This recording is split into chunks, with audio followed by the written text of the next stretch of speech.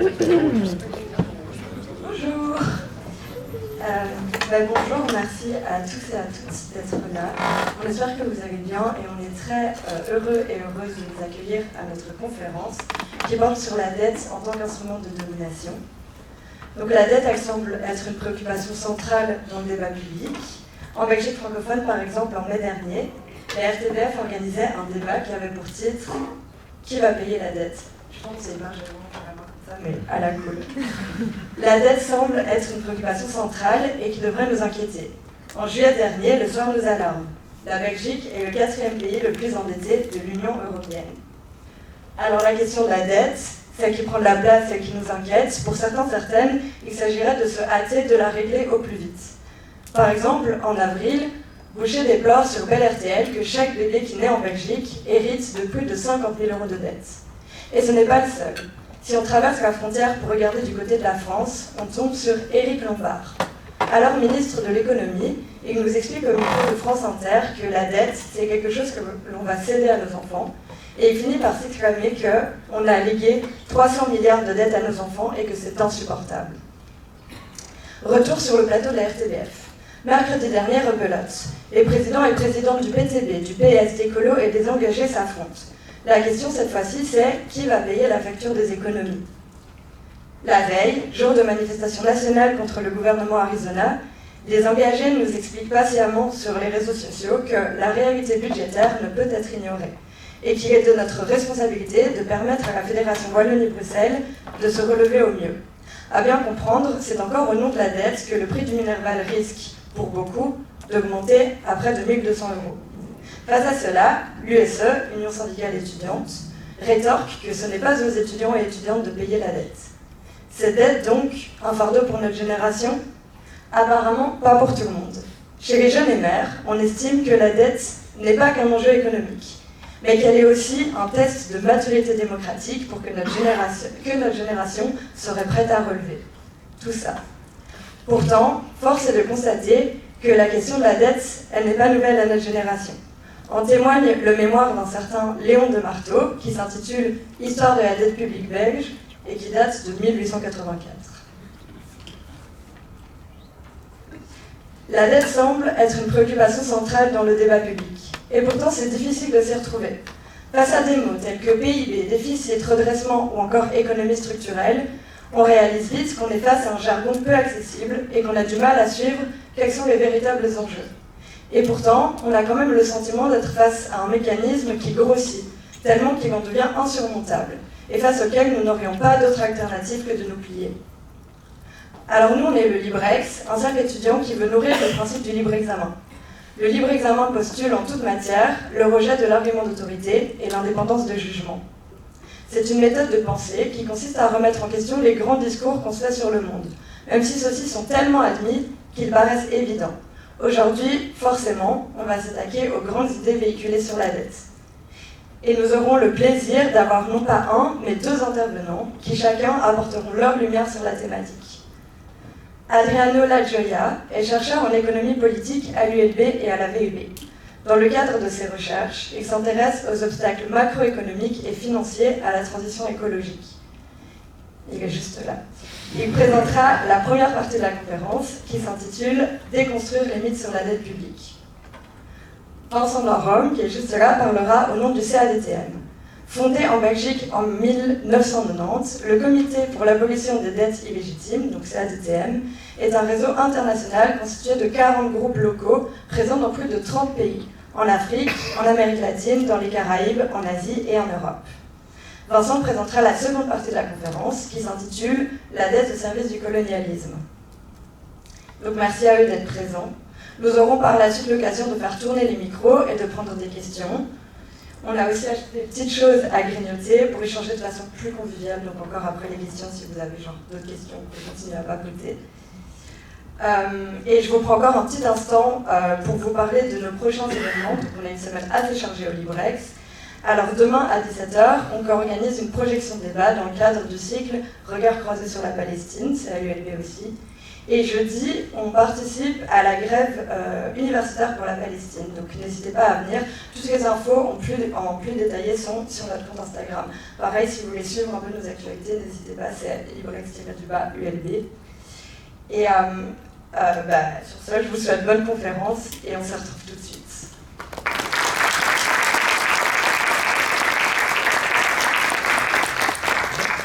Merci beaucoup Timéa pour ce super discours d'introduction et merci beaucoup au Sergei Libre-Examen pour l'organisation de cette conférence. C'est un plaisir d'être de retour ici.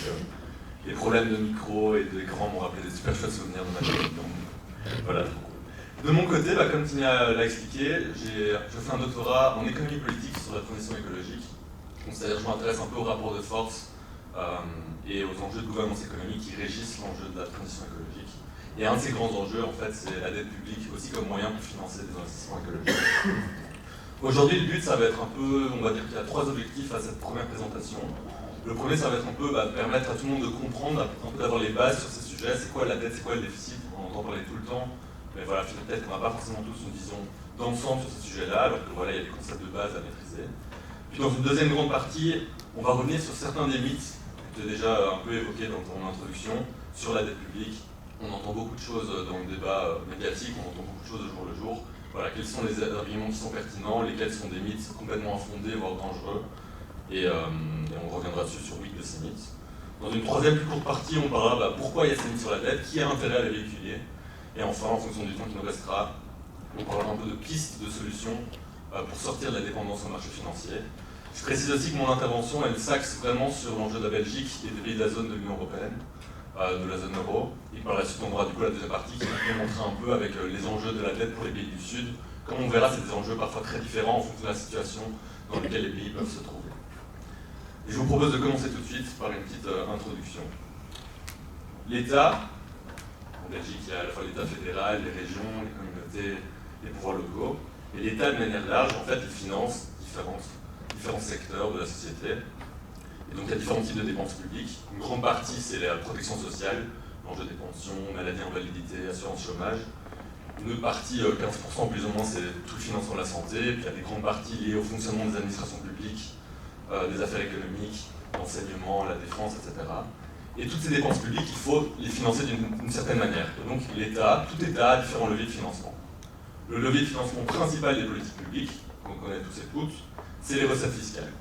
Et principalement l'impôt. L'impôt, ça peut être l'impôt sur la consommation, la TVA, ça peut être l'impôt sur le travail. Si vous travaillez, vous payez l'impôt sur les personnes physiques, ou bien l'impôt sur le capital. Il y a les cotisations sociales aussi. Les cotisations sociales, c'est comme des impôts, sauf que ça finance la sécurité sociale. Et puis par la suite, il y a aussi d'autres recettes publiques. Prenons l'exemple par exemple de Belfus. Belfus est une banque qui appartient à l'État, donc quand Belfus fait des bénéfices, ça finance aussi l'État. Ce n'est pas des impôts, mais c'est aussi des recettes fiscales et des recettes publiques. Lorsque ces recettes sont insuffisantes, ou bien pour d'autres raisons, l'État peut aussi emprunter de l'argent, souvent sur les marchés financiers, et ça, ce sera plutôt le financement par la dette. Et une troisième opportunité ou possibilité de financement, c'est le financement via la création monétaire. On crée directement de l'argent et on finance différentes politiques publiques. Comme on le verra, c'est impossible dans le cadre européen actuel, mais c'est aussi une option théorique. Le déficit public, de manière très simple et très basique, c'est l'écart qu'il y a entre d'un côté les dépenses publiques et les recettes publiques. Donc lorsqu'on a plus de dépenses que de recettes, on a ce qu'on appelle un déficit public. Vous voyez ici un graphe à droite qui présente un peu, voilà, en 2023, quelles étaient les recettes de l'ensemble des pouvoirs publics de la Belgique et quelles étaient les dépenses. On voit qu'il y a un écart de 17,5 milliards. Là, ce déficit, la Belgique au sens large va devoir le financer en allant chercher de l'argent quelque part, et dans ce cas-ci, via la dette. Comme on le voit ici en Belgique, en 2025, le déficit était de 26,6 milliards d'euros, et on a souvent tendance à ramener cette valeur-là à un certain pourcentage du PIB. Le PIB, c'est le produit intérieur brut, c'est l'ensemble de ce que la Belgique produit en une année. Et du coup, la dette publique, c'est l'ensemble, la somme de tout ce que les administrations publiques doivent à l'ensemble de leurs créanciers, donc à l'ensemble des personnes qui achètent la dette publique. C'est un stock, donc c'est une accumulation de déficit, contrairement au déficit qui est un flux annuel. Et ça, c'est un truc important aussi sur lequel on reviendra tout au long de la présentation. La dette, du coup, c'est un rapport social entre des personnes qui empruntent et des personnes qui investissent, entre des débiteurs et des créanciers. Et pour avoir un peu un ordre de grandeur, en Belgique, la dette publique, c'est 643 milliards d'euros. Concrètement, en fait, chaque année, l'État, via une agence qui s'appelle l'Agence fédérale de la dette, surtout pour le pouvoir fédéral, il va emprunter pour deux raisons. Premièrement, pour rembourser toutes les dettes qui sont arrivées à échéance. Donc, quand on achète des obligations d'État, c'est sur une certaine échéance, ça peut être 5 ans, 10 ans, etc. Au bout d'un moment, il va falloir réemprunter pour les rembourser. Et puis par ailleurs, pour trouver l'argent pour financer le déficit. Par exemple, en 2024, c'est le rapport de l'Agence fédérale de la dette.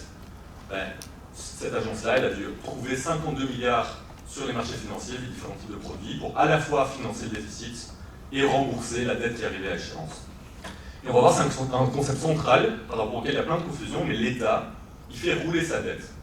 Ça veut dire quoi? Ça veut dire qu'à chaque fois que la dette arrive à expiration, l'État va réemprunter de la main gauche pour rembourser d'autres personnes de la main droite.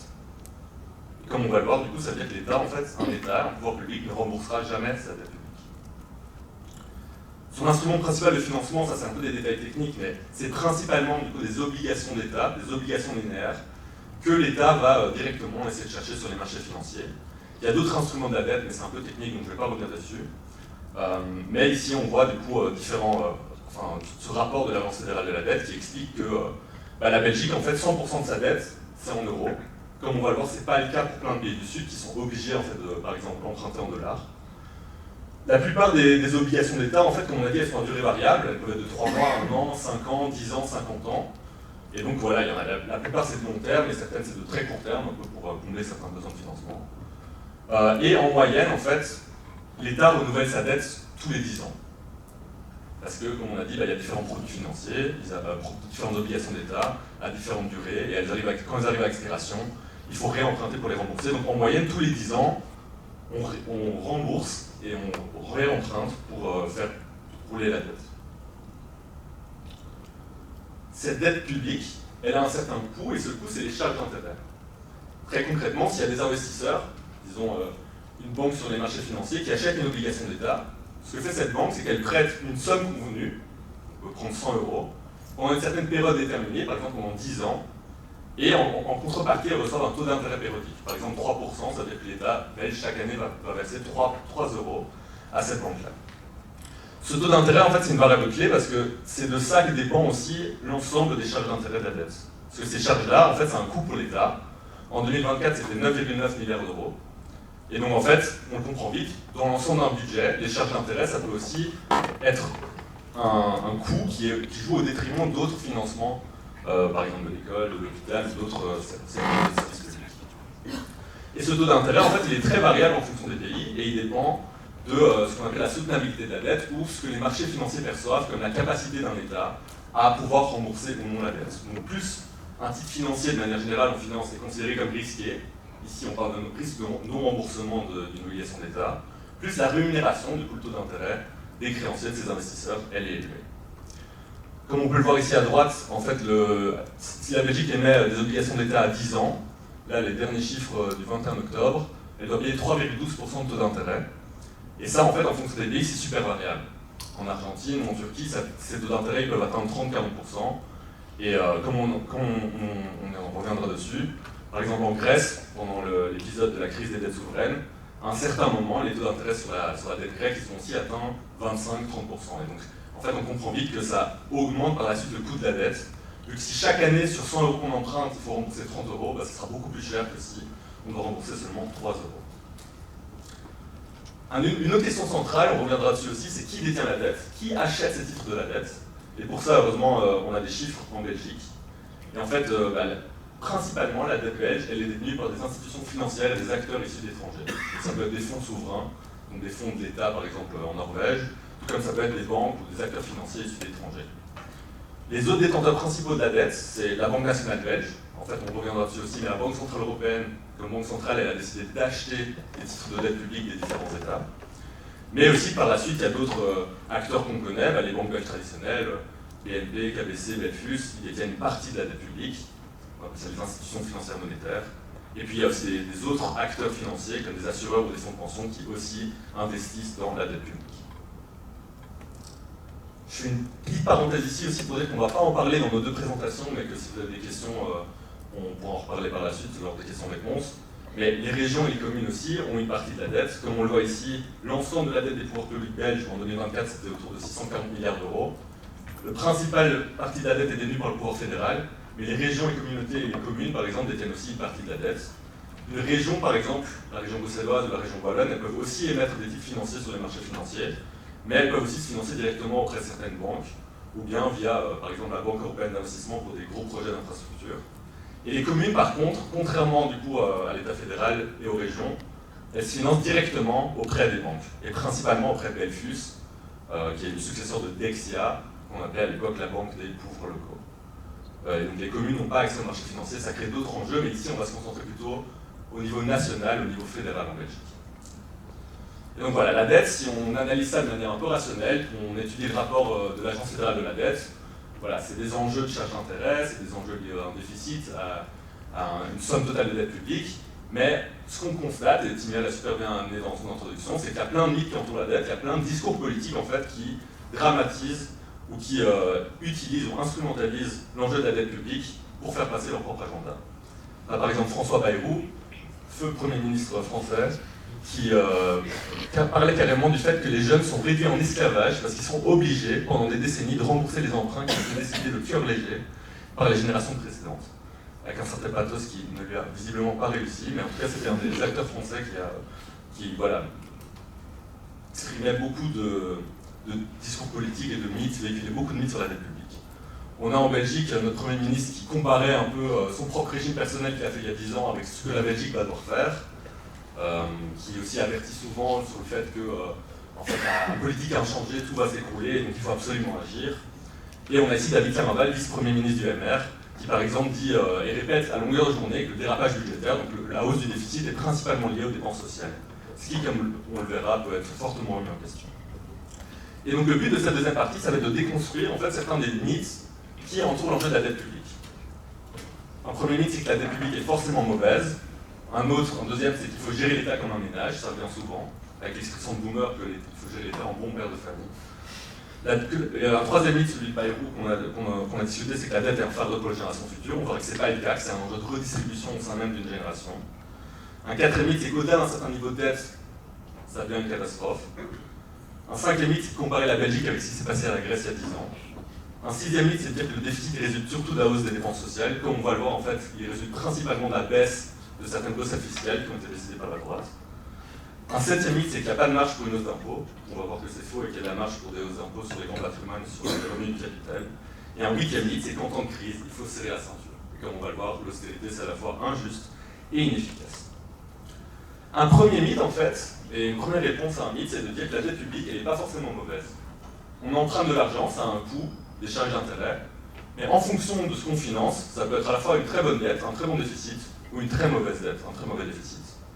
Par exemple, en fait, pour des investissements, s'endetter, ça peut avoir du sens. Pourquoi? Parce que si vous êtes, par exemple, vous-même un entrepreneur, une entrepreneuse, que vous investissez dans un restaurant, voilà, une nouvelle pizzeria à tendance à Bruxelles, si jamais vous, en tant qu'acteur privé, vous achetez un four à pizza, votre investissement, votre four à pizza, vous allez pouvoir le lisser dans votre comptabilité sur plusieurs années. Vous allez pouvoir l'amortir sur plusieurs années. Donc, ça veut dire que vous avez un investissement, vous allez pouvoir diviser ce coût-là dans votre comptabilité sur plusieurs années différentes, ce qu'on appelle un amortissement en comptabilité.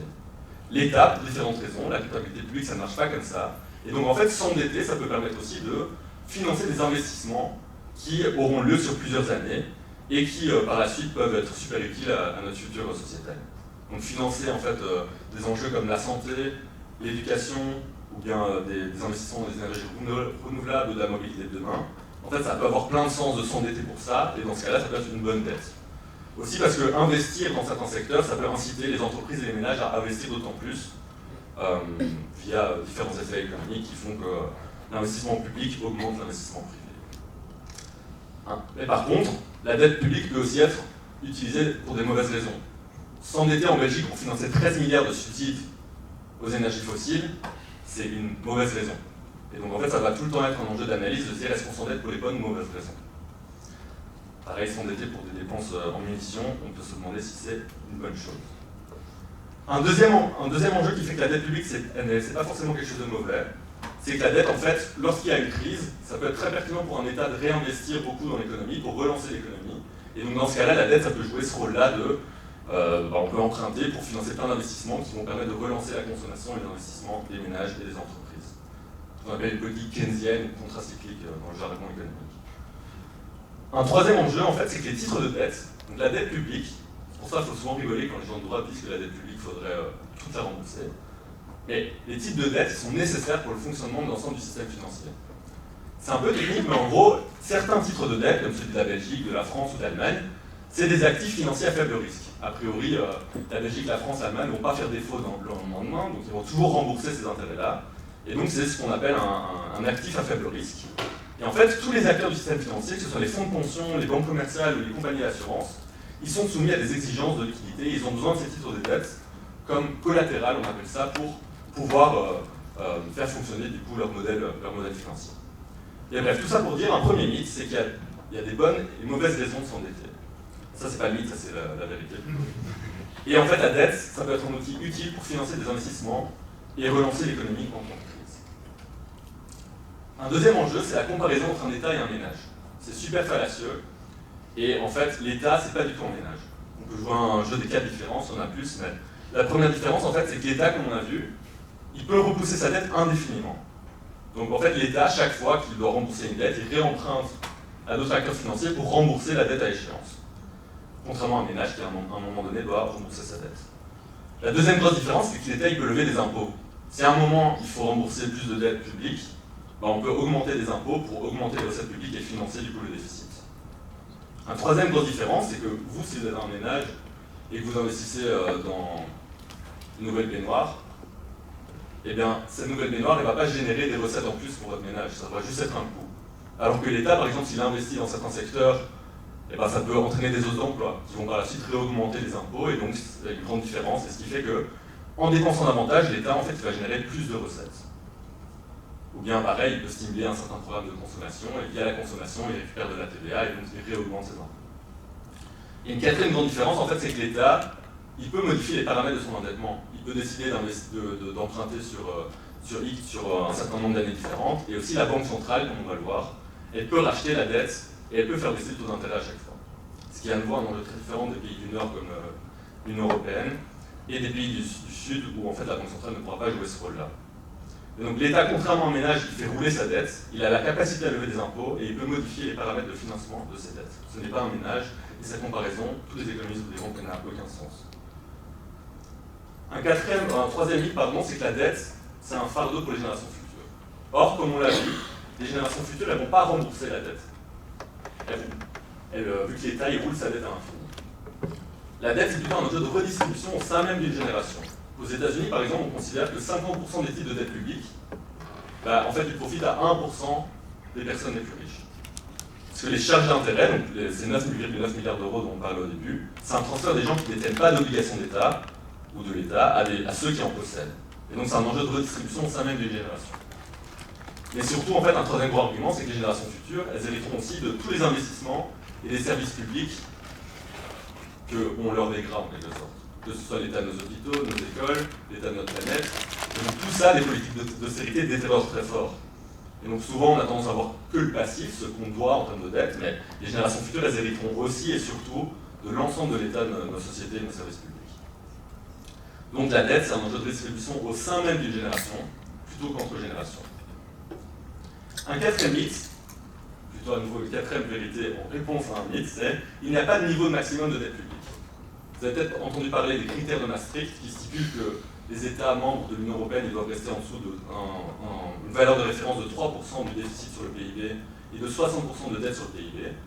Ces valeurs de référence, elles ont été décidées sur un coin de table par 3 conseillers de la haute administration française. Il n'y a pas d'unanimité dans les études économiques, il n'y a pas d'études qui montrent qu'il y a un niveau trop élevé au-delà duquel on ne peut pas rembourser la dette. Et un bon exemple de ça, en fait, c'est le Japon. Le Japon, c'est le pays qui a la dette publique le plus élevé du monde, 250% de son PIB. Mais il jouit de taux d'intérêt très bas. J'ai checké il y a une semaine, sur les obligations d'État, il y a un taux d'intérêt beaucoup plus bas que la Belgique, 1,58%. Et en fait, c'est parce que la soutenabilité de la dette, elle dépend très fort des caractéristiques économiques, politiques et institutionnelles de chaque pays. Le Japon, par exemple, sa dette est détenue à plus de 86% par des personnes du Japon et à presque 50% par sa banque centrale.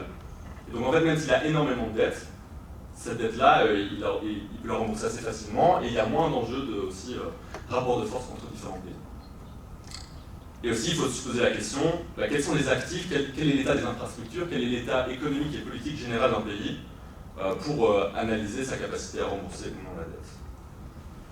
Un dernier argument, mais ici c'est un peu technique aussi, c'est que le ratio qu'on entend souvent dette sur PIB, c'est pas un bon indicateur parce qu'on compare un flux et un stock, et qu'en fait un indicateur plus pertinent c'est de se dire les charges d'intérêt sur l'ensemble des recettes qu'on a, combien c'est. Par exemple en Belgique, on est autour de 3-4%, 10 milliards de charges d'intérêt, l'ensemble des recettes publiques c'est autour de 300 milliards.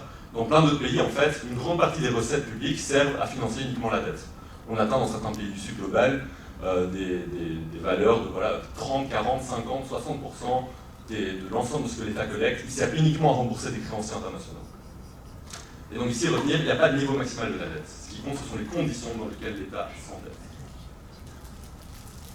On ne risque pas un scénario à la grecque, ça aussi c'est un énorme mythe. Tout d'abord parce que la dette belge, elle est jugée soutenable par les marchés financiers, on n'est pas du tout Enfin, il n'y a aucun souci en fait pour que des acheteurs d'obligations d'État soient trouvés. C'est même en fait, la dette belge est quelque chose dont les acteurs financiers raffolent. Mais aussi quelque chose qu'il faut comprendre, c'est que le cadre institutionnel européen, il a énormément changé depuis 10 ans. La Grèce, en fait, c'est pas un problème uniquement grec, c'est un problème de défaut institutionnel de l'ensemble de la zone euro. Et la Grèce, elle est arrivée à une situation à un moment où ses taux d'intérêt, ils ont atteint presque 30%, mais aussi parce que la Banque Centrale Européenne, à l'époque, elle refusait d'acheter des titres de dette pour justement sécuriser cette dette-là. Et donc il s'est retrouvé, on pourrait faire une conférence uniquement là-dessus, retrouvé seul face à l'ensemble de ses créanciers internationaux, obligé d'accepter des plans de réforme structurelle pour pouvoir un peu refinancer sa propre dette. Il y a un film là-dessus, basé sur un livre de l'ancien ministre des Finances grec, Yanis Varoufakis, que je peux vous conseiller aussi si ça vous intéresse. Et en fait, depuis cette crise de la dette, la Banque Centrale Européenne, elle a mis plein de choses en place pour que ça ne se reproduise plus. Et en fait, elle achète elle-même, ou via les banques nationales respectives, une grande partie de la dette, ou une partie de la dette de chaque État membre, pour faire en sorte que justement, on n'ait plus de situation comme ça, où certains pays de la zone euro, ils atteignent des taux d'intérêt de 20-30%. Et ça, en fait, c'est un enjeu clé aussi pour la suite. La Banque Centrale Européenne, elle peut verrouiller la capacité de nuire de la finance privée sur les États, en achetant massivement de la dette souveraine pour éviter une spirale spéculative. Donc le cadre institutionnel, il a beaucoup changé depuis 2015. Un autre mythe, c'est ce que l'AML aime souvent dire, et même aussi d'autres acteurs au centre, c'est que le déficit résulte supposément de la hausse des dépenses sociales. En fait, il y a eu différentes études, dont une note que je vous conseille qui s'appelle Un peu nom de dingue d'un collectif d'économistes qui s'appelle Econosphère, qui montre en fait que les aides publiques aux entreprises, donc le soutien public aux entreprises privées lucratives, a augmenté 1,5 fois plus rapidement que les dépenses sociales. Il y a 52 milliards d'euros en 2022 de aides publiques aux entreprises. Donc 52 milliards de notre budget qui sert à aider les entreprises publiques.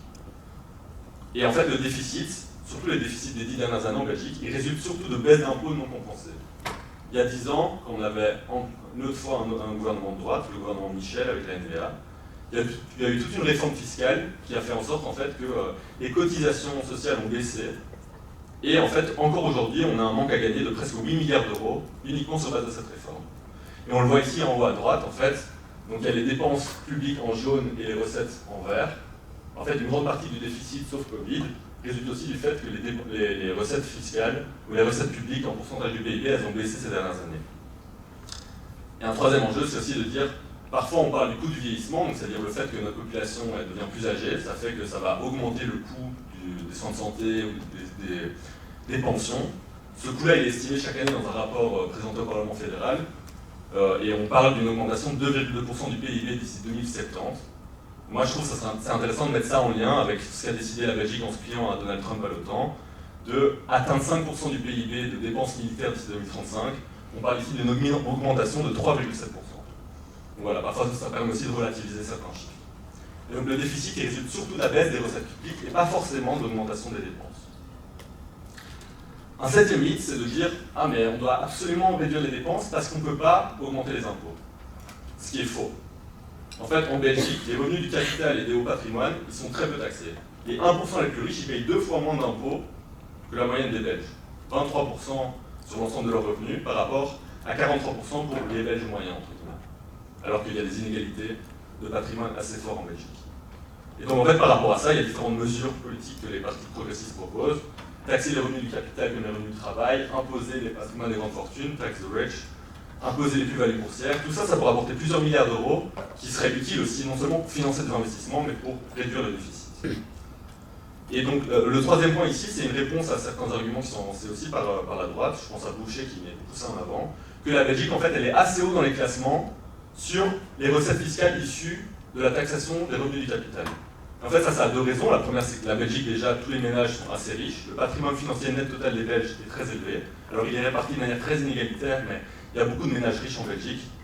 Et aussi, la deuxième, c'est qu'en fait, ces statistiques-là sur les recettes fiscales issues du capital, elles prennent en compte plein d'impôts, dont la plupart sont aussi payés par la classe moyenne. Des droits d'enregistrement quand vous achetez une maison, des droits de succession, donc l'héritage, les revenus des indépendants, etc. Donc, ces statistiques-là, elles ne prennent pas que en compte les impositions des grands patrimoines, ou tax rich, ça prend en compte plein d'impôts, mais comme on le voit ici, les plus riches, en fait, ils payent moins d'impôts que la moyenne des Belges, et donc ça peut être un levier fiscal aussi pour aller chercher de l'argent. C'est un choix politique. Et un dernier mythe, c'est de se dire, quand il y a une crise, il faut serrer la ceinture. Et ben, au contraire, à ce moment-là, il faut investir. Et par rapport à ça, c'est assez frappant aussi l'exemple de la Grèce, parce qu'au moment où il y a eu plein de plans d'austérité, malgré une baisse énorme des dépenses publiques, en fait, la dette, elle a continué à augmenter. Pourquoi? Parce qu'en fait, les recettes publiques ont diminué encore plus vite que les dépenses. Et donc l'austérité, elle est non seulement injuste, mais elle est aussi inefficace, parce qu'en fait, toutes les coupes budgétaires, même que là, l'Arizona l'a décidé, ça réduit aussi ce qu'on appelle la demande intérieure, donc la consommation des ménages, l'investissement des entreprises et les investissements publics. Et ça fait aussi que, du coup, moins de consommation, ça fait moins de revenus pour les entreprises, moins de revenus pour les entreprises, ça fait moins de revenus fiscaux pour l'État, etc., etc. On peut avoir une spirale récessive, une spirale négative lorsqu'il y a une politique d'austérité. Alors qu'au contraire, investir, ça fait que ça génère aussi de l'augmentation de l'activité économique, ce qui permet par la suite aussi de rembourser par exemple la dette publique. Donc en temps de crise, il faut investir pour lancer l'économie et pas juste se serrer la ceinture. Je ne sais pas combien de temps il reste. Ah ouais, ok. Donc la troisième partie, c'est de se poser la question, pourquoi il y a ces mythes sur la dette? Qui y a intérêt? Ici, je mets en avant trois grandes explications. Celle qui me convainc plus, c'est la troisième. Mais une première grille d'explication, c'est de dire les lunettes avec lesquelles on regarde l'économie, elles sont dépassées, ou en tout cas, elles ne permettent pas de comprendre certains enjeux. Parce que dans la théorie économique dominante, l'économie néoclassique, il y a une confusion entre le niveau micro, les ménages et les entreprises, et le niveau macro, l'État, le PIB, l'emploi, etc. En fait, ce qui est cohérent au niveau micro, au niveau d'un ménage individuel par exemple, c'est pas forcément cohérent au niveau macroéconomique. Le meilleur exemple, c'est que si l'ensemble d'entre vous, si nous, on est un État ici, commence à épargner, bah pour vous, vous allez peut-être garder plus d'argent sur votre compte en banque, mais ça va faire en sorte qu'il y aura beaucoup moins de consommation dans l'ensemble de l'économie, et donc beaucoup moins de consommation, beaucoup moins d'activité économique, etc., etc. Ce qui est valable au niveau micro ne l'est pas au niveau macro. Et puis il y a d'autres enjeux aussi dans la théorie économique dominante. Il y a une conception erronée ou inexistante de c'est quoi la monnaie, c'est quoi l'argent. Ça crée aussi toutes sortes de biais, parce que en fait, il ne faut pas épargner avant de pouvoir investir. Je ne vais pas entrer dans les détails là-dessus. Et pareil, en fait, il y a une conception erronée du rapport entre investissement public et privé. Et donc par rapport à ça, il y a aussi d'autres théories économiques, d'autres écoles de pensée qui analysent les choses différemment. Et ça, c'est une grille de lecture qui nous permet de comprendre tiens, pourquoi il y a des soucis ou tant de mythes sur la dette. Parce que peut-être on regarde le monde avec les mauvaises lunettes. Une deuxième explication, c'est plus une explication morale. C'est de se dire que la dette, en fait, elle est vue comme une faute morale. Et donc pour certains, en fait, c'est un enjeu hyper moral, typiquement peut-être pour Bayrou, il est lui-même convaincu, à mon avis, de ce qu'il dit comme connerie. Mais la dette, elle est présentée comme une punition infligée aux citoyens qui auraient mal géré, et elle est vue, en fait, comme une faute. Et en fait, un enjeu significatif, c'est qu'en allemand, le terme Schuld, qui veut dire à la fois dette publique et faute morale. Et en fait, voilà, de mon côté, moi, par exemple, j'ai rendu en Allemagne, pendant la crise de la Grèce, et la crise de la dette publique en Grèce, il y avait plein de mythes dans les journaux allemands, et vraiment tout un discours autour de ces Grecs qui profitent, et nous on épargne très fort pour pouvoir financer leurs pensions, etc. Et donc voilà, c'est une explication qui moi ne me convainc pas totalement pour expliquer l'ensemble des mythes, mais qui est aussi une grille de lecture intéressante à voir, qu'il y a des gens qui voient la dette comme une faute morale, alors que la dette c'est avant tout voilà, un rapport social et un enjeu économique. L'explication qui me convainc le plus, c'est que la droite, en fait, elle a intérêt au déficit public pour faire passer son agenda. Ici, à la photo, vous reconnaissez peut-être Ronald Reagan, un des anciens présidents des États-Unis, un espèce de Trump avant l'heure, qui en fait, a posteriori, on a très fort qualifié ce qu'il faisait d'une politique de starve the beast, affamer la bête. Et en fait, c'est ce qu'on appelle en français la politique des caisses vides, et c'est une stratégie que la droite néolibérale met en place depuis des décennies, c'est en fait réduire les impôts, baisser les recettes fiscales, en particulier sur les hauts revenus et les entreprises, et par la suite ça provoque un manque de recettes publiques. Et puis par la suite on utilise ce manque de recettes publiques et les déficits qui montent pour dire qu'il faut forcer l'État à réduire ses dépenses sociales. Et donc en fait le déficit il peut jouer un rôle aussi qui permet à des partis de droite, c'est le cas ici aussi d'Arizona, de justifier des dépenses sociales. Je ne vais pas aller dans les détails ici, mais je voulais juste aussi mettre en avant dans cette slide le fait que on parle beaucoup parfois des entreprises, des milieux patronaux. En fait, les entreprises, c'est aussi très hétérogène, ça peut être très différent. Il y a différents secteurs du patronat, différents secteurs du monde de l'entreprise qui ont des intérêts différents. Les secteurs financiers, les banques, les assurances, vu qu'elles ont besoin de la dette comme actif safe, en fait, elles ont intérêt à des déficits assez réduits. Mais ce n'est pas le cas de plein d'autres secteurs économiques, du secteur productif, qui en fait ont intérêt à avoir plein d'aides publiques. Par exemple, l'industrie, le commerce, l'énergie, ils ont intérêt en fait à obtenir plein de subventions massives en cas de crise ou bien même pour financer plein de leurs investissements. Et donc ils ont intérêt à avoir une part croissante de la dépense publique qui va vers des aides publiques aux entreprises.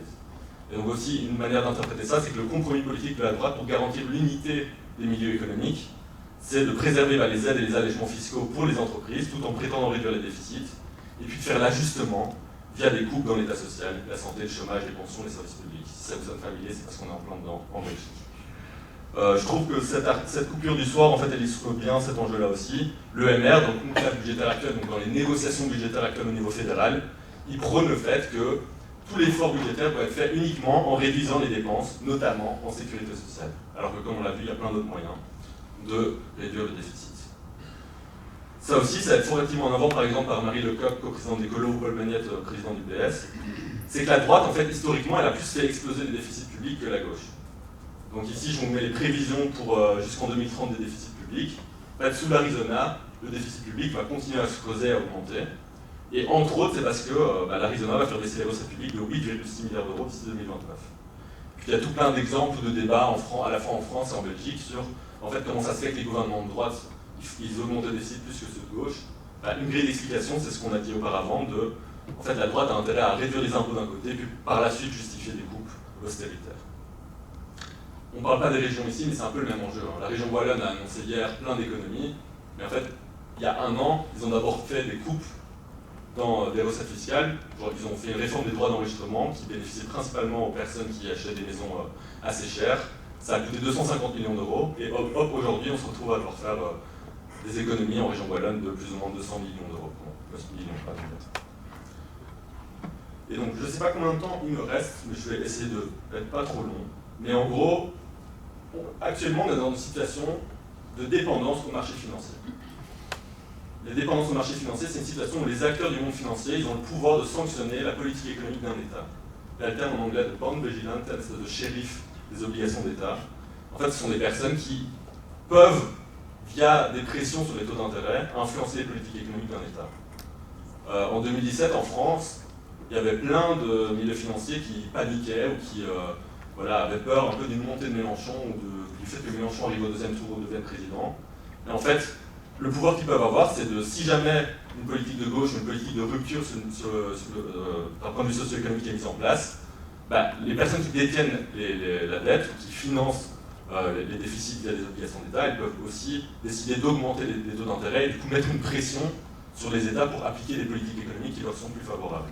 Donc toute politique de gauche doit faire face à cet enjeu stratégique de si on veut mettre en place une politique de rupture, comment est-ce qu'on fait face à notre dépendance au marché financier. Je veux aussi mettre en avant ici que ce n'est pas une situation naturelle, c'est quelque chose qui a été explicitement recherché dans la construction européenne, mais on ne va pas entrer dans les détails ici. Et par le passé, en fait, surtout après la Deuxième Guerre mondiale, il y a eu des modes de gestion du crédit et de la finance qui étaient très différents. Quelque chose sur lequel on reviendra très vite. Mais en gros, où on forçait les banques privées à acheter des titres de la dette publique à un certain taux. Et donc, ça permettait aussi de ne pas avoir uniquement une dépendance au marché financier. Tout ça, ça s'insère dans le cadre d'un cadre européen qui est assez rigide et qui empêche, par exemple, comme on a dit, des financements directs via la Banque centrale. Je ne vais pas revenir en détail ici. Je voulais juste vous donner un aperçu en fait, de différentes pistes qu'il peut y avoir pour sortir de cette dépendance des marchés financiers. Peut-être qu'on aura l'occasion d'en discuter par la suite lors de la deuxième présentation et aussi lors des questions-réponses. Et il y a un choix qui peut être de ne pas rembourser la dette. La dette, c'est un rapport social entre les créanciers et les débiteurs. Un État il peut très bien décider de faire défaut sur la dette et de dire « je ne rembourse pas ». Ça a pour conséquence par la suite des hausses des coûts de financement si on veut réemprunter sur les marchés financiers et un isolement de la pression des institutions internationales. Et dans les pays du Sud, en fait, ça peut avoir plein de sens. Parce qu'une partie de la dette, si elle vient de la période coloniale, et on reviendra dessus, ou en tout cas si elle est considérée comme illégitime, en fait, ça a tout un sens de dire on veut privilégier notre économie du Sud global plutôt que de dépenser 50% de nos recettes pour financer, pour rembourser la dette et les créances internationales. En fait, dans les pays comme par exemple la Belgique ou dans l'Union européenne, c'est un peu inutile de ne pas rembourser la dette parce qu'en théorie, en tout cas, la Banque centrale européenne peut toujours intervenir pour racheter, pour créer de la nouvelle monnaie ou bien pour racheter des titres de la dette publique. Et donc c'est le privilège qu'on a comme pays monétairement souverain, c'est que nous on émet de la dette en euros, les États-Unis émettent de la dette en dollars, c'est pas le cas de plein de pays du Sud global qui émettent de la dette en dollars directement, donc ils n'ont pas cette souveraineté monétaire qui leur permet de faire face à la dette. Et donc ils sont soumis en fait à des créanciers internationaux et des institutions internationales comme le Fonds monétaire international. Une autre piste, c'est annuler la dette détenue par la BCE. La Banque centrale européenne, comme on l'a dit, via les banques nationales, elle détient une partie de la dette et les a rachetées pour en fait diminuer la pression sur les marchés financiers. Il y avait tout un débat au sein d'économistes français et européens il y a quelques années de se dire on pourrait annuler cette dette-là et forcer les États à investir dans la transition. Ça avait créé tout plein de débats, je ne vais pas revenir dessus. On peut mutualiser les dettes européennes, ça c'est une solution qui ne diminue pas entre guillemets la discipline financière au niveau européen, mais ça ferait qu'au moins, plutôt que ce soit chaque État individuellement au niveau européen qui emprunte, en fait les États de la zone euro en commun, ils émettent des obligations et ça fait que aussi cette dette mutualisée est considérée comme moins risquée. C'est une vieille idée qui pendant longtemps a été refusée entre autres par l'Allemagne, mais suite au Covid, ce verrou il a sauté et la Commission pour la première fois elle a mis des obligations communes au niveau de l'Union européenne. Une autre piste en fait, c'est de se dire ce qu'on dit en termes de dépendance au marché financier, ça vient de la liberté totale des flux financiers. Et ça c'est une situation historique aujourd'hui, qu'on considère comme acquise, on en est à n'importe qui ou qu'on en parle, on a l'impression que c'est quelque chose de naturel. Mais en fait, c'est tout à fait un choix politique de modifier les rapports de force qu'il y a entre la puissance publique et l'argent privé. En France, par exemple, aussi dans d'autres pays comme en Belgique, après la Seconde Guerre mondiale, comme on a dit, il y avait ce qu'on appelait un circuit du trésor. Donc, c'est-à-dire que les souscriptions de la dette étaient obligatoires pour certains acteurs de la finance privée et à des taux qui étaient déterminés. Donc, par exemple, la France obligeait certaines banques françaises à acheter une partie de leur dette à un taux de 2%. Et donc en fait, il y a un livre comme ça dans un sociologue français qui s'appelle Benjamin Lemoine qui explique qu'on pourrait très bien reproduire ça, et d'ailleurs c'est un peu ça qui est en cours actuellement, au niveau de la Banque Centrale Européenne, de se dire la Banque Centrale Européenne, pour sortir de la dépendance au marché financier, elle pourrait en fait continuellement racheter une partie de la dette et faire en sorte que de tels emprunts du coup, ne seraient pas liés à la volonté des marchés financiers privés. Je ne vais pas entrer dans les détails historiques, mais ça a existé, et donc c'est aussi depuis les années 60-70, la libéralisation des marchés financiers, l'émergence du néolibéralisme, la construction européenne, qu'on n'est plus du tout dans des situations comme ça. Renationaliser la dette via le financement citoyen, on a pris l'exemple du Japon, on a dit que le Japon a une dette énorme, mais pourtant les taux d'intérêt sont très bas parce qu'une grande partie de la dette est détenue par les citoyens japonais, la Banque centrale japonaise, etc. Ça pourrait être une solution en Belgique aussi, surtout que le patrimoine financier net des Belges c'est près de 1,2 milliard d'euros, donc une partie pourrait en tout cas servir à financer la dette. C'est ce qui est arrivé par exemple de manière épisodique dans l'histoire belge. Par exemple en 2022, la Belgique a émis des bons d'État, mais c'était des produits du coup sur un an, et ils ont levé 22 milliards d'euros. Ça a eu un impact positif mais négligeable sur le coût de financement de la dette, parce que c'était un peu une preuve symbolique que la Belgique, si jamais un jour les marchés financiers refusent de lui prêter, elle peut mobiliser ses propres citoyens pour refinancer sa dette.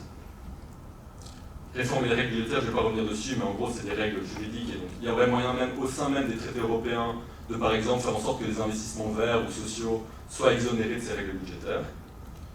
Réduire la dette via l'inflation. En fait, si l'inflation augmente, l'ensemble de la dette qui est un stock en valeur il diminue. C'est aussi un enjeu sur lequel on pourrait revenir et discuter longtemps. Mais en fait, un dernier gros levier, c'est des mesures de justice fiscale. Et en fait, aller chercher l'argent là où il se trouve, à la fois pour financer des investissements et réduire le déficit. Si on limite les dépenses néfastes comme les subsides fossiles, on pourrait récupérer jusqu'à 13 milliards d'euros par an. C'est 52 milliards d'aides aux entreprises. Alors on ne doit pas forcément être contre des aides aux entreprises, mais on pourrait dire au moins on conditionne ces aides à l'atteinte d'objectifs sociaux, environnementaux, de maintien de l'emploi, ou aussi évaluer si elles sont efficaces ou non et récupérer peut-être une partie d'argent vis-à-vis de ça. Mieux lutter contre la fraude fiscale. On estime qu'il y a 30 milliards d'euros par an qui sont perdus en lien avec la fraude et l'évasion fiscale en Belgique. Et comme on a dit plus tôt, en fait, il y a certaines mesures de justice fiscale ou de fiscalité qui permettraient aller chercher plein d'argent ou plein de milliards annuellement. Taxer les revenus du capital comme les revenus du travail, tax the rich, etc., etc. Et en fait, il y aurait des leviers pour diminuer le déficit via des mesures de justice fiscale. C'est un choix politique. Et c'est un peu ma conclusion. Désolé si j'ai dépassé de 5 minutes. En gros, le problème de la dette, c'est une construction politique et historique. Ça ne veut pas dire que ça ne soulève pas des vrais enjeux. Il y a des bonnes et mauvaises raisons de s'endetter. Et puis voilà, les charges d'intérêt, ça a un certain coût, ça peut être au détriment de notre politique. Ça a un caractère anti-redistributif parce qu'en fait, c'est des personnes qui ont les moyens d'acheter des obligations d'État qui reçoivent de l'argent qui pourrait aller dans d'autres secteurs. Et aussi, ça soulève des enjeux de souveraineté financière. Donc voilà, c'est un problème qu'on doit avoir à cœur et qu'on doit analyser de manière rationnelle. Mais par contre, il y a plein de mythes qui entourent cet enjeu de dette publique. On les a parcourus et on a vu que ces mythes aussi peuvent servir un agenda politique de droite pour de l'austérité et des coûts budgétaires dans la santé, dans la sécurité sociale. Et donc tout ça, ça relève d'un combat politique, à la fois pour sortir de la dépendance au marché financier et pour plus de justice fiscale. Je vous remercie et je passe la parole à la deuxième intervention.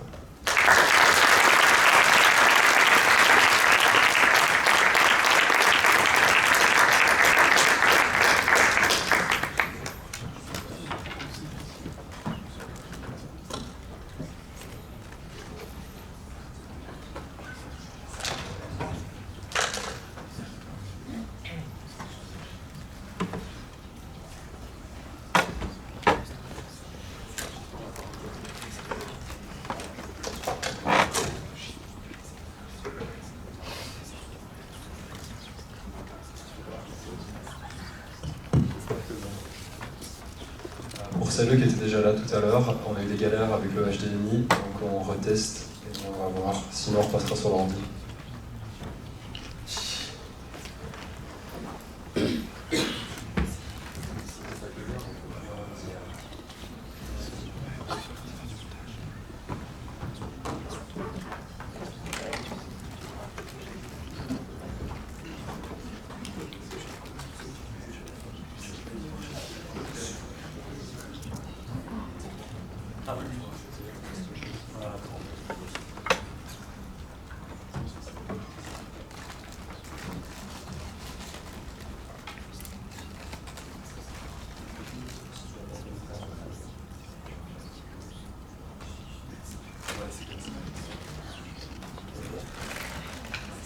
Oui, ok. Bonjour tout le monde. Moi je m'appelle Vincent, du coup je bosse au CADTM. Comme Timéa l'a présenté tout à l'heure, le CADTM, on travaille principalement sur la question de la dette, mais dans une perspective plutôt historique et sociale. Quelles sont les conséquences sur les populations, d'où ça vient, comment c'est mobilisé. Je suis désolé, on a encore des galères, on n'arrive pas à le mettre en gros plan, mais j'imagine que ça devrait le faire. Moi, ce que j'aimerais bien vous proposer ici, là, maintenant, quand on vient d'avoir une présentation qui était quand même relativement technique, je trouve, Adriana, tu as vraiment super bien fait ça, tu as géré de fou. Je voudrais en fait proposer d'autres ports d'entrée dans la question de la dette, parce qu'en fait, c'est pas simplement un enjeu politique ou économique, c'est aussi un énorme enjeu social. Donc je voudrais vous proposer de l'historiciser, en fait, je ne sais pas si vous êtes familier ou familière avec ce concept d'historicisation, et donc de la remettre dans son contexte et dans son processus de création, parce qu'il y a une dimension qui est éminemment sociale. Je vais y arriver. Je vous présenterai aussi quelques cas, des cas historiques, encore une fois, parce que je pense que c'est vraiment important de comprendre d'où ça vient, comment ça va fonctionner. Et la dernière partie, je prendrai un peu plus le temps de simplement discuter ou présenter quelques arguments. Dites-moi si je parle trop vite aussi, j'ai tendance à être grossier, donc dites-moi si les gros mots parfois sont un peu trop violents. Et aussi et surtout, c'est vraiment super important, ce que je vais vous présenter ici, c'est ma perception, mais aussi la perception du CADTM. Donc c'est un point de vue qui est situé, qui est engagé, et qui ne prétend pas être objectivement parfait. Au contraire, ce qu'on essaie de viser, nous, dans notre travail, c'est une forme de justice, et c'est là-dessus qu'Adriana a terminé, avec cette question de justice sociale et de justice économique. Donc moi, ce que je vais vous présenter, c'est notre vision des choses. On est super ouvert à la critique, n'hésitez pas à nous confronter, même pendant mon intervention, où je suis complètement OK avec ça. Si vous avez une question en 2 secondes, parce qu'il y a un concept qui n'est pas clair, levez la main, on prendra le temps. Le but, c'est d'être ensemble et d'avancer ensemble. Voilà. Je me permets de commencer, donc. Je sais pas comment ça fonctionne. Merde. Logiquement, c'est juste les flèches, on est d'accord? Oh non, on a que des galères. Non, mais le mien il fonctionne pas donc.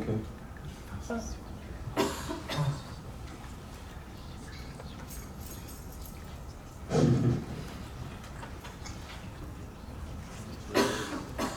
c'est grâce à Internet qui a craché là. On dirait qu'on a bien craché. Oh oui.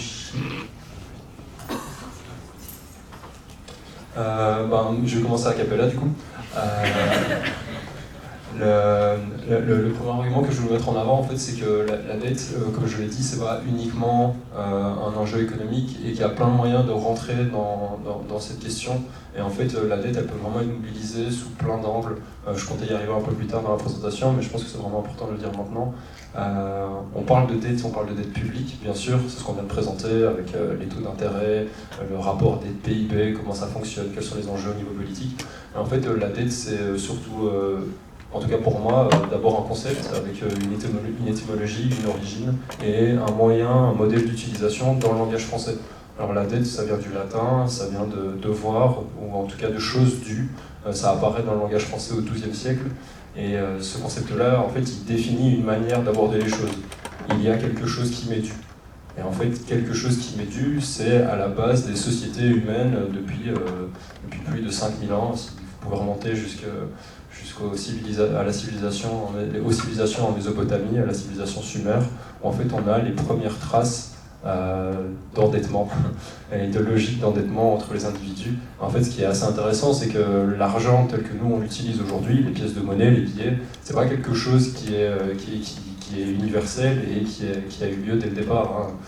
Pour rappel, de base, l'argent, c'est simplement des morceaux d'argent qui sont pas polis, il n'y a pas forcément de marque pour indiquer leur montant, c'est juste comme ça que ça fonctionne. C'est pareil avec l'or. Et donc, il y a cette logique de dire on n'a pas suffisamment d'éléments pour représenter la monnaie qu'on va utiliser pour procéder aux échanges, mais par contre, ce qu'on peut faire, c'est écrire. Et donc, on va écrire, on va laisser des traces sur des documents et qui vont indiquer que telle personne ou telle organisation nous donne l'argent. Et donc, ce principe de dette, il est ultra vieux. Et je vous recommande donc un bouquin, c'est une bible, je crois qu'il fait plus de 600 pages, mais un bouquin de David Graeber, qui est un anthropologue américain, états-unien, pardon, pas américain, états-unien, qui en fait retrace l'histoire de la dette. Ça s'appelle Dette, 5000 ans d'histoire. C'est très dense, c'est également très complet. Je vous le recommande si vous avez l'énergie à un moment donné. Ce que je viens de vous dire ici, donc cette logique économique de devoir quelque chose à quelqu'un, moi je vais bien le mettre en comparaison avec un autre concept. Je ne sais pas s'il y a des êtres humains ici dans la salle qui ont fait de la socio, qui font de la socio, mais il y a un bouquin d'un auteur français qui s'appelle Marcel Mauss, qui s'appelle L'essai sur le don, et donc qui reprend le travail de plusieurs anthropologues au début du XXe siècle, notamment dans les sociétés natives aux États-Unis et également dans les îles en Océanie et ailleurs, où en fait on analyse très rapidement que les logiques sociétales elles fonctionnent sur une logique de don contre don. Et le don, c'est pareil, ça vient du latin, ça veut dire cadeau, ça apparaît au XIe siècle dans la langue française. Et donc ce concept-là, il me semble important d'être mis en opposition avec le concept de dette, devoir quelque chose à quelqu'un, et donner simplement parce que c'est comme ça que les sociétés fonctionnent. Et donc, ça marche pas. Bien, on va une souris dans la salle, parce que je pense qu'on aurait dit à cracher. Le touchman a craché. Non, t'inquiète. Et donc cette logique de don contre don, en fait, elle me semble super importante parce qu'on parle toujours de la dette comme un enjeu primordial qui appartient à nos fonctionnements les plus purs. Hein, c'est ce qu'on entend souvent dans les discours de droite, c'est ce qu'Adriano a démontré tout à l'heure en parlant de la façon dont le MR pouvait défendre ces choses-là, la façon dont la NVA pouvait défendre ces choses-là. Et en fait, on fonctionne beaucoup plus naturellement sur une logique de don et d'échange plutôt que sur une logique de devoir quelque chose à quelqu'un. Et en fait, cette logique de devoir quelque chose à quelqu'un, c'est quelque chose qui traduit énormément la construction des sociétés occidentales depuis 400, 500, 600 ans. C'est ce principe de hiérarchisation, de domination. Je possède quelque chose, je vais te le donner, en échange tu me dois quelque chose, et si tu ne peux pas me le rendre, il va y avoir des conséquences. Donc c'est le principe de conditionnalité qu'on va retrouver notamment dans... Ça fonctionne ? C'est ce principe de conditionnalité qu'on va retrouver par exemple dans les discours autour de l'austérité ici en Belgique ou ailleurs dans... Ok, trop bien, merci. Et du coup, tu appuies sur une flèche. Les fléchages fonctionnent ? Ouais, il faut. J'ai le clavier qui est mort. Et du coup, pour switcher, tu t'appuies où ? Tu peux scroller.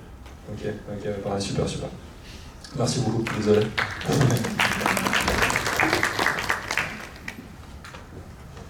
Donc voilà, je reprends où j'en étais tout à l'heure. Donc l'essai sur le don, qui a quand même fait beaucoup de bruit dans l'anthropologie à l'époque, je ne sais pas si vous vous souvenez du concept de armchair anthropologiste, cette idée qu'il y a des êtres humains qui définissent le monde depuis leur canapé dans le salon et qui présentent la réalité telle qu'ils l'imaginent, qui est une version qui est super bourgeoise, qui est super occidentale centrée, et donc il y a cette volonté de déconstruire.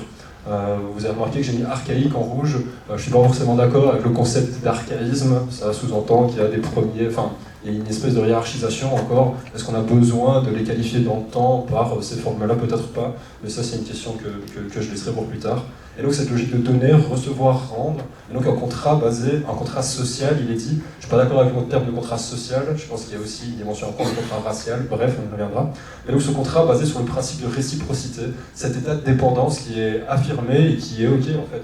C'est normal en tant qu'être humain de dépendre des autres. On ne s'en sort pas tout seul, c'est le principe de la collectivité depuis qu'on existe. Et qui autorise par définition la recréation du lien social. Alors je vous l'ai dit, là je reprends un autre auteur, Dupuis, la raison profonde de l'échange-don vise davantage à être qu'à avoir. Et donc je vous laisse cette petite idée-là dans la tête. Nous sommes plus en étant ensemble qu'en ayant ce que vous ne possédez pas. Ce rapport de domination, il est possible de le déconstruire. Le deuxième point, c'est l'économique n'a du sens que dans une traduction du social. Donc c'est vraiment la thèse que je veux défendre ici, c'est que la dimension sociale, elle est primordiale et en fait c'est le seul moyen de faire sens de la vie qu'on mène, des sociétés dans lesquelles on évolue. Je continue avec la souris. Donc la question que je me suis posée en préparant cette présentation, c'est comment interpréter socialement la problématique économique de la dette. Bon, il y a des petits... Ça va, je pense. Tout le monde est OK avec la question? Trop bien, merci. En fait, on peut l'interpréter de plein de manières différentes selon les thématiques. Je vous l'ai dit tout à l'heure. Si on prend le point de vue de Marx, la dette publique comme un mécanisme d'accumulation du capital, c'est ce qu'Adriano disait tout à l'heure, un mécanisme de redistribution du travail vers le capital. Nous allons travailler pour produire de la richesse, pour qu'ensuite cette richesse soit utilisée pour rembourser les intérêts de la dette. Et donc, en fait, le travail qui produit la richesse ne sert qu'à soutenir le capital. On est dans un système capitaliste. J'espère qu'on est clair là-dessus. Alors, il y a un deuxième point, il y en a plein d'autres, mais la dette en tant qu'arme patriarcale, c'est Camille Bruno et Christine Van den Dalen qui ont sorti un bouquin il y a 3 ans maintenant, qui s'appelle « Nos vies valent plus que leur crédit », et qui met en lumière, en fait, comment la dette est utilisée pour soutenir le système patriarcal dans lequel on vit aujourd'hui, avec des conséquences qui sont très très claires. C'est un niveau de précarité beaucoup plus élevé, que ce soit matériel, que ce soit économique, que ce soit aussi sur la santé des femmes. Donc tout ça, ces éléments-là, la dette peut être mobilisée pour comprendre ce genre d'enjeu.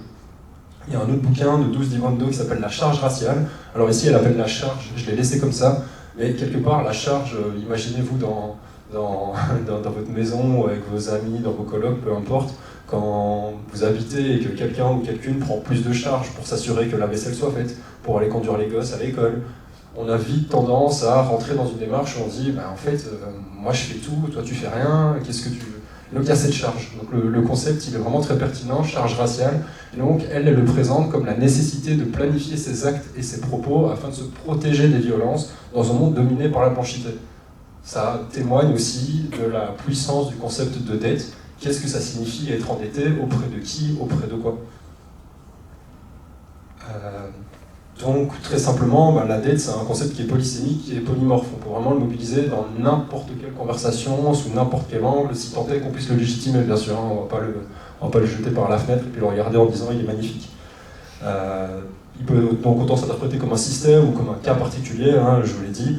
Et il y a cet élément quand même que je souhaite mettre en exergue, c'est qu'il y a une distinction à faire entre dette publique et dette privée. On a beaucoup parlé de dette publique. La dette privée, c'est juste la dimension individuelle en quelque sorte.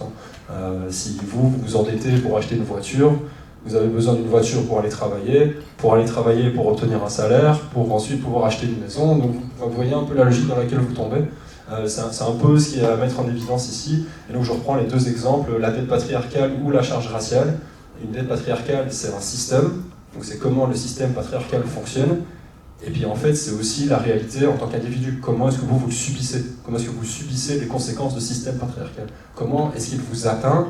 Et en fait, très très globalement, pour résumer, qu'est-ce que la société me doit en tant qu'être humain pour pouvoir avoir une vie digne, tout simplement. Est-ce que c'était clair, juste ce point-là? Est-ce qu'il n'y a pas de questions? Ok, trop bien. Donc voilà, le but aujourd'hui de cette intervention, c'est de mettre en lumière comment la dette publique, donc publique ici, pas privée, comment la dette publique est utilisée ou a été utilisée, et continue de l'être en fait, hein, ça va être ma conclusion, mais je saute un peu des étapes, comment la dette publique est utilisée comme un outil au service du colonialisme. Alors, pour commencer, automatiquement, il faut prendre le temps de définir ce qu'est le colonialisme. Moi, je me suis intéressé au colonialisme occidental. Je ne sais pas si on peut vraiment s'engager pour parler d'autres types de colonialisme. J'imagine que oui. Moi, je parle, encore une fois, d'une position très claire. Hein. Je suis un homme blanc en Belgique, en Europe occidentale. Donc moi, ce qui m'intéresse, c'est comment la construction coloniale en Europe occidentale s'est construite et quelles ont été les conséquences historiques. Et puis, au final, d'où on vient. Donc le colonialisme, pareil, XXe siècle, il apparaît dans le langage français au XXe siècle, colonia qui signifie propriété rurale. Alors déjà, juste petit temps mort, comment est-ce qu'on considère le reste du monde comme une propriété rurale? C'est quand même assez violent. Je reprends le Larousse et c'est important, c'est pour ça que j'ai choisi cette définition. Donc un système, ça c'est important, le colonialisme c'est un système, donc il a plein de faces, il a plein de moyens de fonctionnement, il a plein de liens. Mais donc c'est un système qui préconise l'établissement et le développement de pays dépendants, considérés comme source de richesse et de puissance pour la nation colonisatrice.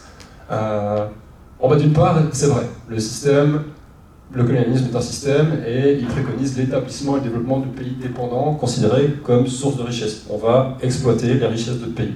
Mais par contre, cette définition, ce qu'elle ne dit pas, c'est comment on le fait. Et c'est quand même une grosse je ne vais pas dire erreur, parce que je ne suis pas là pour donner des bons points ou des mauvais, mais c'est quand même important de dire que le colonialisme, c'est pas juste arriver et dire on va construire des maisons et utiliser vos champs. Non, le colonialisme, ça a été des massacres, des viols, des pillages, et globalement, c'est là où on se situe aujourd'hui. Et on a un gros problème en Europe occidentale pour reconnaître cet héritage colonial. Il suffit de regarder comment la Belgique a géré la situation avec la RDC, comment le musée de Tervuren, qui est toujours en réalité juste un énorme bâtiment où on est allé chercher tout le matos qu'on pouvait retrouver en RDC et ailleurs en Afrique. On l'a juste tapé là, il y a 10 millions de masques, il y a 40 000 flèches, tout le savoir et la culture, on leur a littéralement dépossédé aux Congolais et aux Congolaises. Donc il y a ces pratiques qui ne sont pas du tout mentionnées dans cette définition. Donc je voulais quand même l'utiliser pour la critiquer et en même temps pour marquer un point ici avec vous. Deuxième chose, c'est que moi je reprends, peut-être que c'est une erreur et je vous invite vraiment à me contredire, moi je reprends les origines du colonialisme européen, je mets une date parce qu'il m'en faut une, et je mets 1492, vous savez pourquoi, le Nouveau Monde, Christophe Colomb, bla bla bla.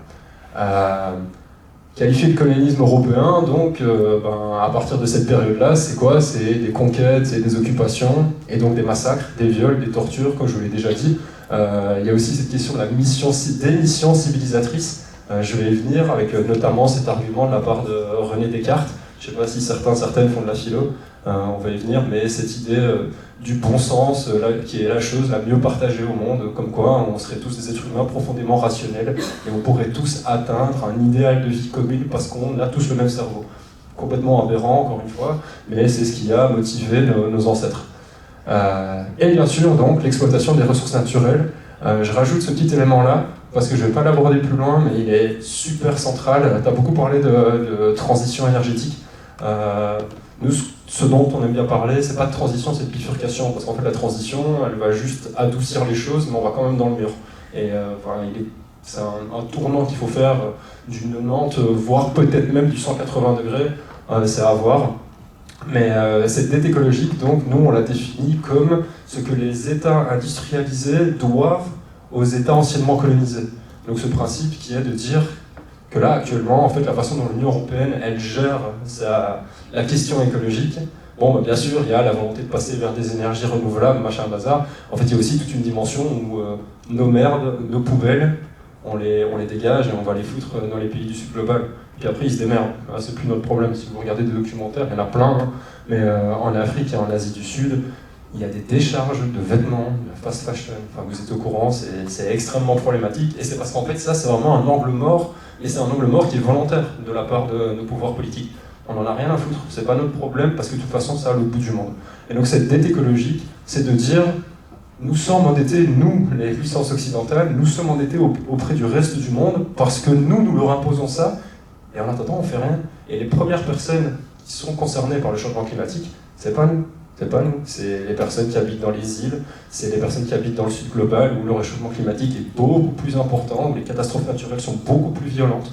Alors bien sûr, je ne vais pas commencer à hiérarchiser la douleur. En 2021, en Belgique, on a eu les grosses inondations qui ont été catastrophiques pour toute la région de Verviers, donc en province de Liège. Non. Mais bon. Et donc il n'y a pas du tout cette volonté de hiérarchiser. Il n'empêche que notre réalité et la leur, elles ne sont pas du tout les mêmes. J'espère que vous me suivez toujours sur le fil que je suis en train de dénouer progressivement.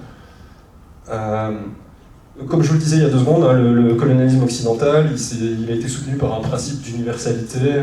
Nous savons et donc nous devons aller voir le reste du monde pour leur dire comment faire les choses. Regardez comme on est bien. Et en fait, cette logique-là, elle a créé quoi? Enfin, en tout cas, elle a soutenu, et elle soutient toujours aujourd'hui, une logique de hiérarchisation et de supériorité. Quand vous regardez la façon dont on traite les personnes qui traversent la Méditerranée, qui traversent la moitié du monde, quand vous regardez comment la société belge, française, les Allemands, comment ces personnes-là, elles considèrent ce qui se passe à Gaza, globalement, comment on les traite, comment on les déshumanise, en fait, il y a vraiment ce principe de hiérarchisation. Et nous sommes supérieurs, et nous le confirmons constamment, pas vous individuellement, mais d'un point de vue sociétal, nous continuons de défendre cette position. Et ça, c'est vraiment très très clair dans les choix politiques qui sont proposés par la majorité gouvernementale en Belgique et par la Commission européenne.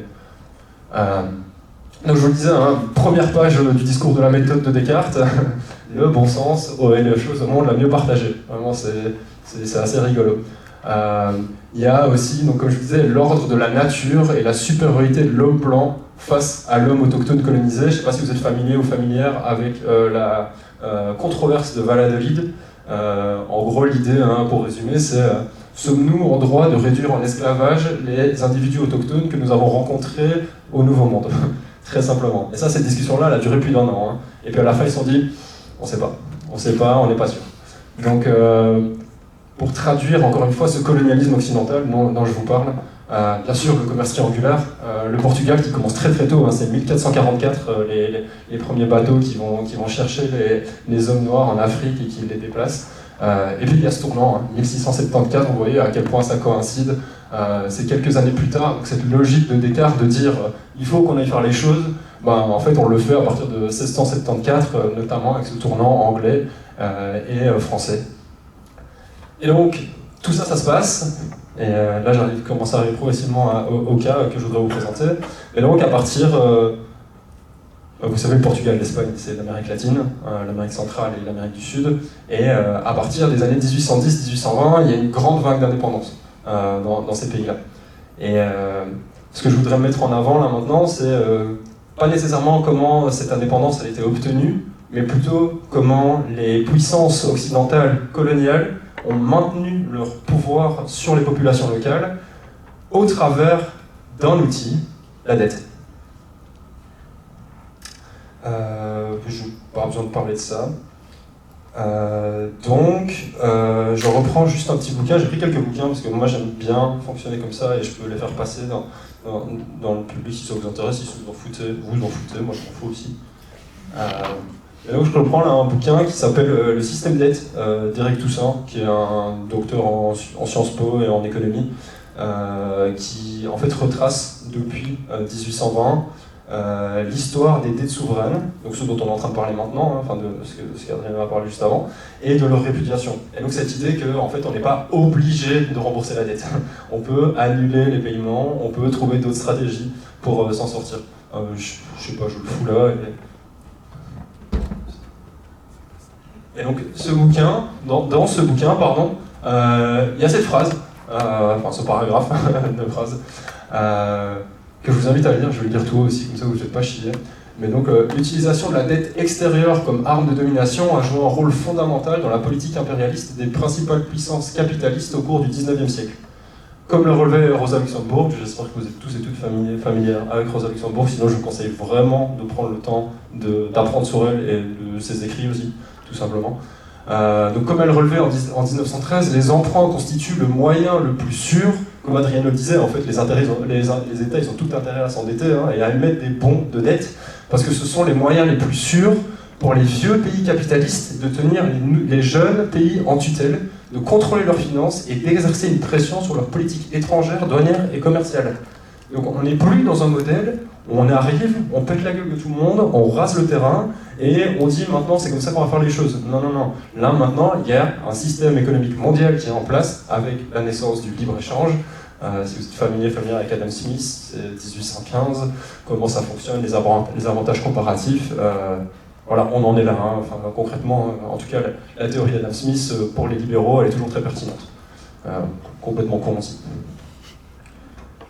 Et donc, plusieurs cas. Le premier cas, c'est le cas du Mexique. Donc le Mexique qui est colonisé par l'Espagne en 1519 et qui obtient son indépendance, qui part à la guerre pour obtenir son indépendance. Et là, on parle de 11 ans de guerre d'indépendance. Bon, il y a déjà un premier élément que je voulais mettre en avant, c'est que ce sont les classes dominantes locales, donc ce qu'on pourrait considérer comme les créoles, qui avaient l'argent du royaume espagnol et qui étaient venus s'implanter sur le territoire mexicain. Ce sont elles et eux qui possédaient l'argent et qui possédaient par extension les territoires, les terrains et donc en fait les moyens de production. Et donc ce sont ces propriétaires-là qui prêtent à l'État colonial et à la métropole. C'est leur argent qu'ils décident de prêter à l'État, et donc l'État se retrouve endetté auprès de la population qui est en train de coloniser l'espace. Je ne sais pas si vous voyez un peu la logique. Et donc ces prêts-là, c'est des sommes bien sûr importantes, avec un taux d'intérêt qui oscille entre 5 et 6%. Adriano le disait tout à l'heure, on parlait aujourd'hui de 3%, 2%, parfois 1,5% en fonction des États et en fonction de la note. Et donc, si vous empruntez 100 et que vous remboursez annuellement 6 et que le contrat c'est 10 ans, vous avez emprunté 100, ça c'est votre capital, et puis après vous faites 6 x 10, 60, au final vous avez obtenu 100, mais vous remboursez 160. Et donc ça c'est un peu ce qu'Adriano décrivait, encore une fois, cette logique boule de neige qui s'accumule et qui maintient en fait l'État dans une situation complètement impossible et en fait presque même horrible, c'est la tête sous l'eau et on te donne juste la possibilité de sortir le nez pendant une seconde et puis après on te renoie à chaque fois. Et donc au lendemain de l'indépendance en 1821, Iturbide, qui est le leader libéral qui sort en tête de la révolution et qui s'apprête à diriger le pays, il se pose la question. Il dit moi maintenant il y a une révolution, l'État colonial espagnol, il n'est plus là, mais par contre ma population, mon ancienne, nouvelle, vous voyez c'est un peu confusant, mais la population, ou une partie de la population, les classes dominantes locales, une partie de la population, elle aimerait bien récupérer sa thune. Alors qu'est-ce que je fais moi? Est-ce que, d'une part, je leur dis non, allez vous faire foutre, vous avez soutenu l'État colonial, maintenant je vais pas vous rendre l'argent. Il a une deuxième idée, il se dit est-ce que je n'irais pas saisir tous les biens du clergé? Est-ce que je n'irais pas reprendre tout ce matos-là, les églises, les revendre, créer des écoles, des machins comme ça? Et non, il choisit une troisième option. Il choisit une troisième option, laquelle? Il va à la bourse de Londres et il dit pas moyen d'avoir un petit prêt que je puisse rembourser les gens qui ont prêté à l'État colonial. Et c'est exactement ce qui se passe. Et donc il y a deux prêts en 1824 et 1825 qui sont contractés par le nouvel État mexicain indépendant. Et donc ici on a les détails. En 1824, l'État mexicain s'endette à hauteur de 16 millions de pesos, ce qui représente plus ou moins 3,2 millions de livres sterling au Royaume-Uni à cette époque-là, à un taux d'intérêt de 5% sur une période de 30 ans. La petite astuce, c'est que sur les 16 millions qu'il est censé recevoir, l'État mexicain, il n'en reçoit que 5,7. Déjà, il y a un peu un problème. Je passe les détails parce que ce serait très intéressant de discuter maintenant, mais pour le but de l'intervention, je vais essayer de rester concis. En tous les cas, ce principe-là, il impose à l'État mexicain de s'engager à rembourser 40 millions de pesos. Donc faites le calcul, l'État mexicain, il n'en reçoit que 5,7, mais par contre, il s'est endetté, donc il doit rembourser 16 millions de capital, plus les intérêts bien sûr. Et donc 40 millions total. 40 millions de pesos alors que vous en avez demandé 5,9 et que les 5,9 c'est en plus pour rembourser les bourgeois qui eux-mêmes ont prêté de la thune à l'empire colonial espagnol. vous imaginez bien comment la population elle se retrouve. Toujours pas d'école, toujours pas de voie ferrée, toujours pas de soins de santé qui soient très pertinents. Et on parle de ça au 19e siècle, au Mexique. Donc vraiment, la galère est totale. Donc très simplement, hein, logique mathématique, le Mexique, il reçoit 1, mais par contre il s'engage à rembourser 7. Je vous invite à réfléchir mathématiquement comment vous pouvez vous en sortir. En 1825, donc l'année suivante, hein, même démarche. Il demande pour emprunter une vingtaine de millions de pesos, il en reçoit 6,5, et avec les taux d'intérêt à 6%, il se retrouve à devoir rembourser 44,8 millions de pesos. Donc là, sur les 2 ans, on est à 85 millions de pesos à rembourser en ayant obtenu une somme de 12 millions. Encore une fois, je vous invite à réfléchir à comment stratégiquement vous voyez construire un État, proposer des solutions et des alternatives à votre population dans une situation où en fait vous n'avez pas du tout le contrôle sur votre budget et vous êtes dans l'incapacité totale de soutenir cette population. Je vous parlais de la dette comme un outil du colonialisme. Ici, l'argument est très clair. Hein. Ok, c'est pas l'Espagne. Il y a quand même les intérêts espagnols qui sont derrière par les populations dominantes de l'époque. Et là, c'est la Bourse de Londres, qui est une grande puissance coloniale aussi de l'époque, hein, je vous rappelle, qui est en train d'en profiter au maximum. Ces emprunts, au final, de 12 millions plus ou moins, à quoi ils servent? À 25% pour rembourser la dette interne, et donc les classes dominantes locales. Je vous l'ai dit. 15% pour acheter des armes. Où ça? À Londres, comme par hasard. Il y a 8% pour acheter du tabac, ma foi, c'est la production locale, on va encourager les petits moyens entrepreneurs hein, du Mexique au 19e siècle. Et puis après, il reste donc 52% qui sont alloués aux dépenses courantes de l'État. Parce que oui, l'État, il faut qu'il continue à tourner, parce que sinon il ne va jamais s'en sortir. Et donc, qu'est-ce qu'on fait avec le reste? Il n'y en a pas, donc on ne fait rien avec. Et on se retrouve dans une situation totalement similaire, 5 ans, 10 ans, 15 ans plus tard. Parce qu'on n'a pas de thunes toujours. Et qu'on est obligé, en plus de ça, de rembourser les 72, 75, 80 millions de pesos qu'on a empruntés. La question, c'est comment un État nouvellement indépendant est-il censé se développer? Il ne peut pas le faire, sauf par la cessation de paiement. Et c'est ce que le Mexique a fait. C'est un peu la première fois dans l'histoire qu'un État qui était complètement aux abois devant les marchés financiers, c'est la première fois que cet État disait non, stop, je ne peux pas le faire. Et ça, c'est passé par quoi? C'est passé par des révolutions. Il faut attendre une quarantaine d'années, c'est 1861, Benito Juárez qui parvient, grâce à la révolution, à occuper le rôle de dirigeant de l'État. Et cet homme-là, il dit non, c'est mort, je ne payerai pas, je ne rembourserai pas et je ne payerai pas les intérêts de cette dette. Qu'est-ce qui se passe en 1862, selon vous?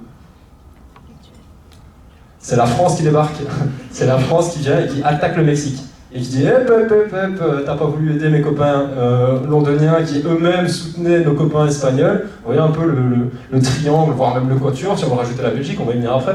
Mais vous voyez un peu cette logique. Les classes dominantes se protègent entre elles. Et si tu ne me donnes pas ce que je t'ai demandé, parce que c'est ce que tu me dois en fait, je débarque. Hein.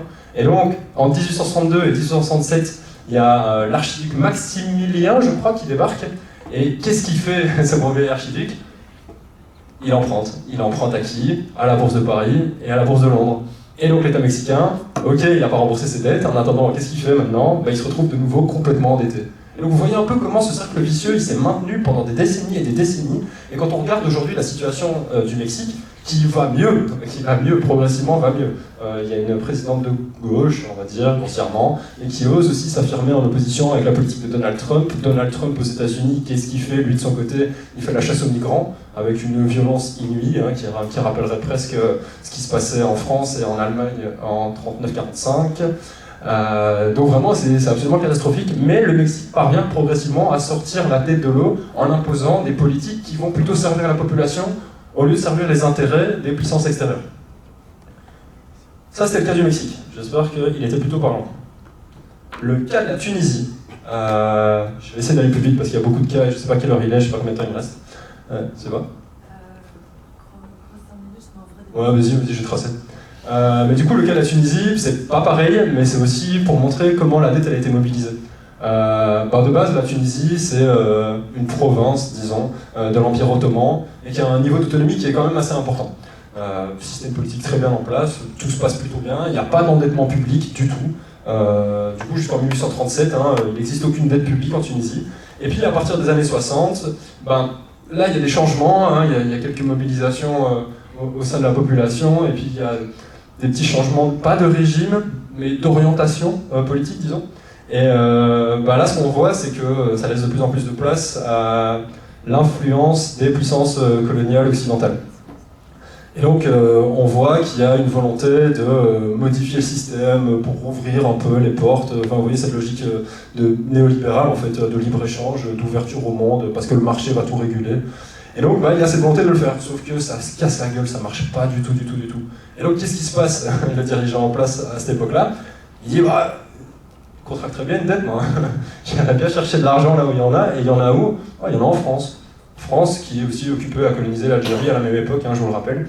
Et donc, la Tunisie doit plutôt recevoir 37,7 millions de francs à l'époque, et s'engage à rembourser 65,1 millions. Donc vous voyez, on est quasiment à un ratio de... on est à 40% plus ou moins.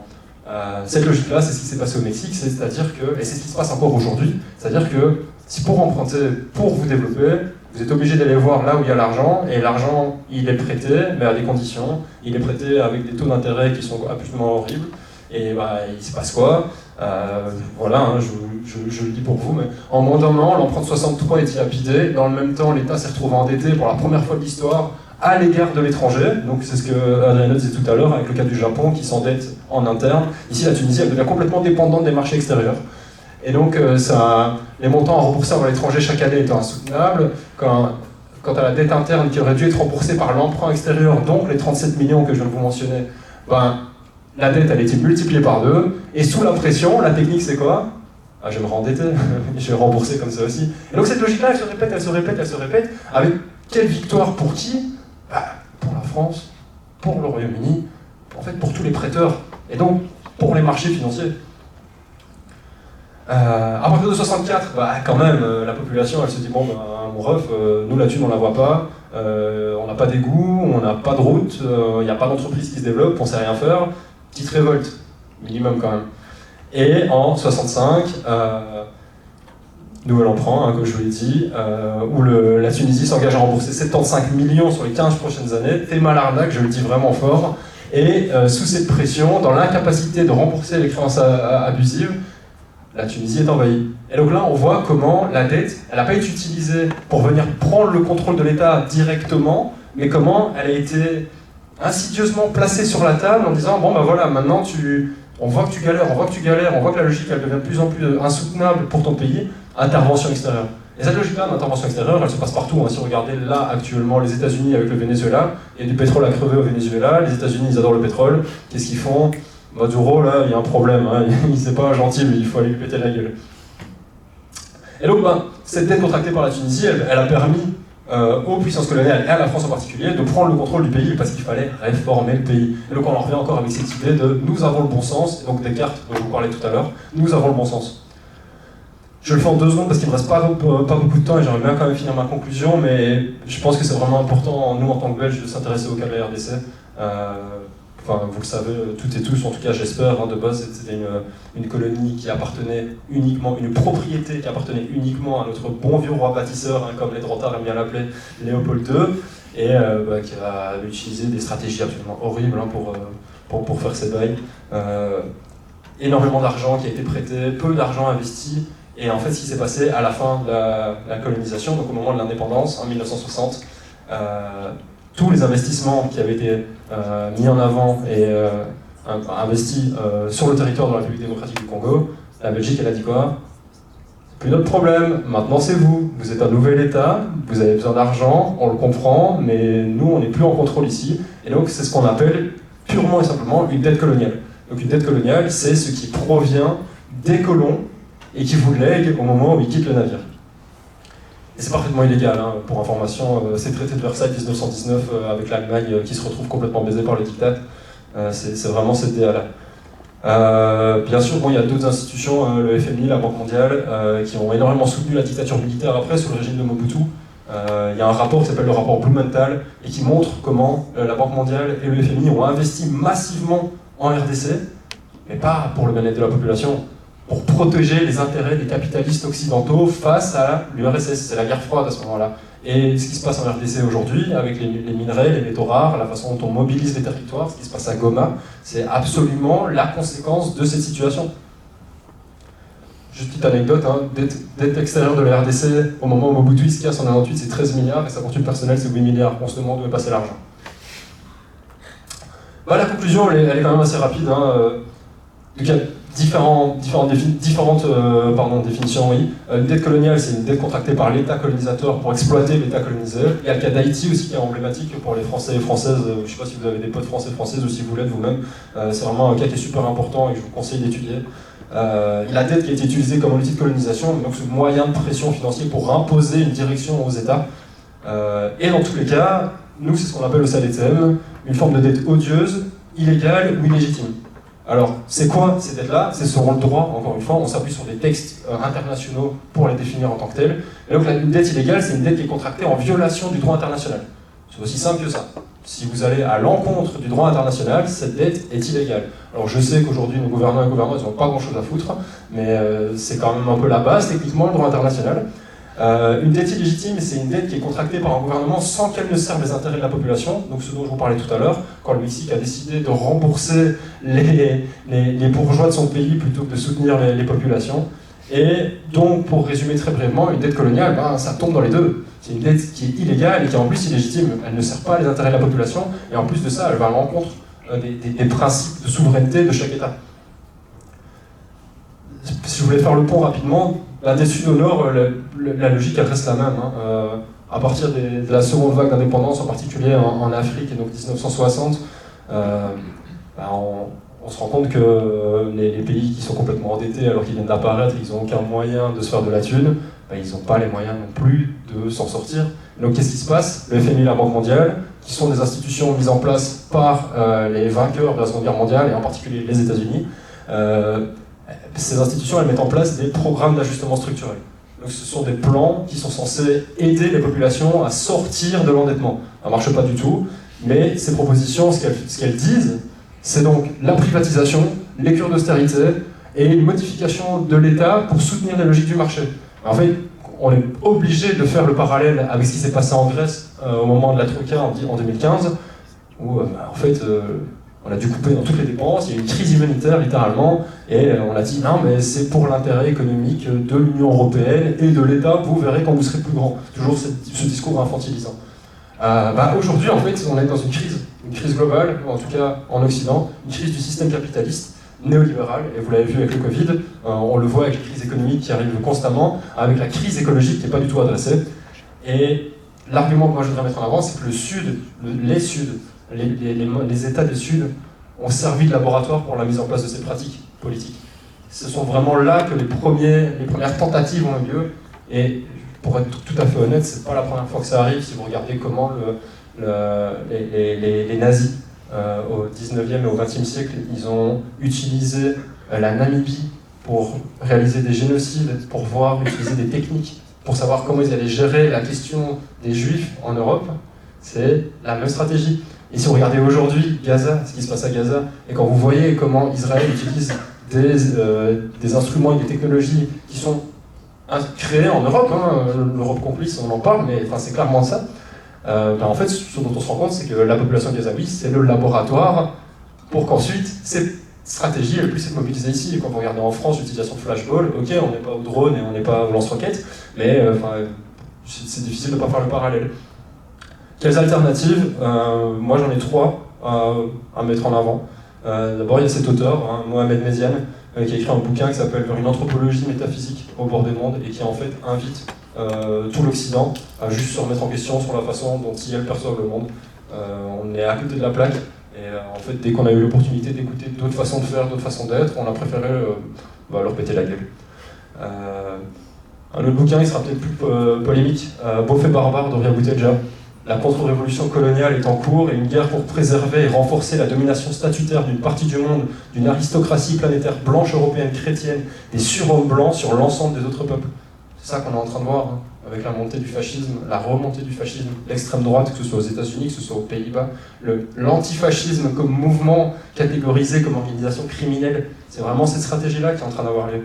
Et une dernière phrase, Sankara, 87, je vous laisse la lire.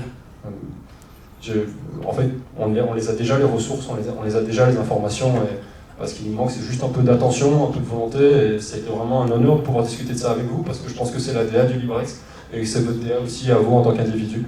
Donc vraiment, merci beaucoup, très reconnaissant.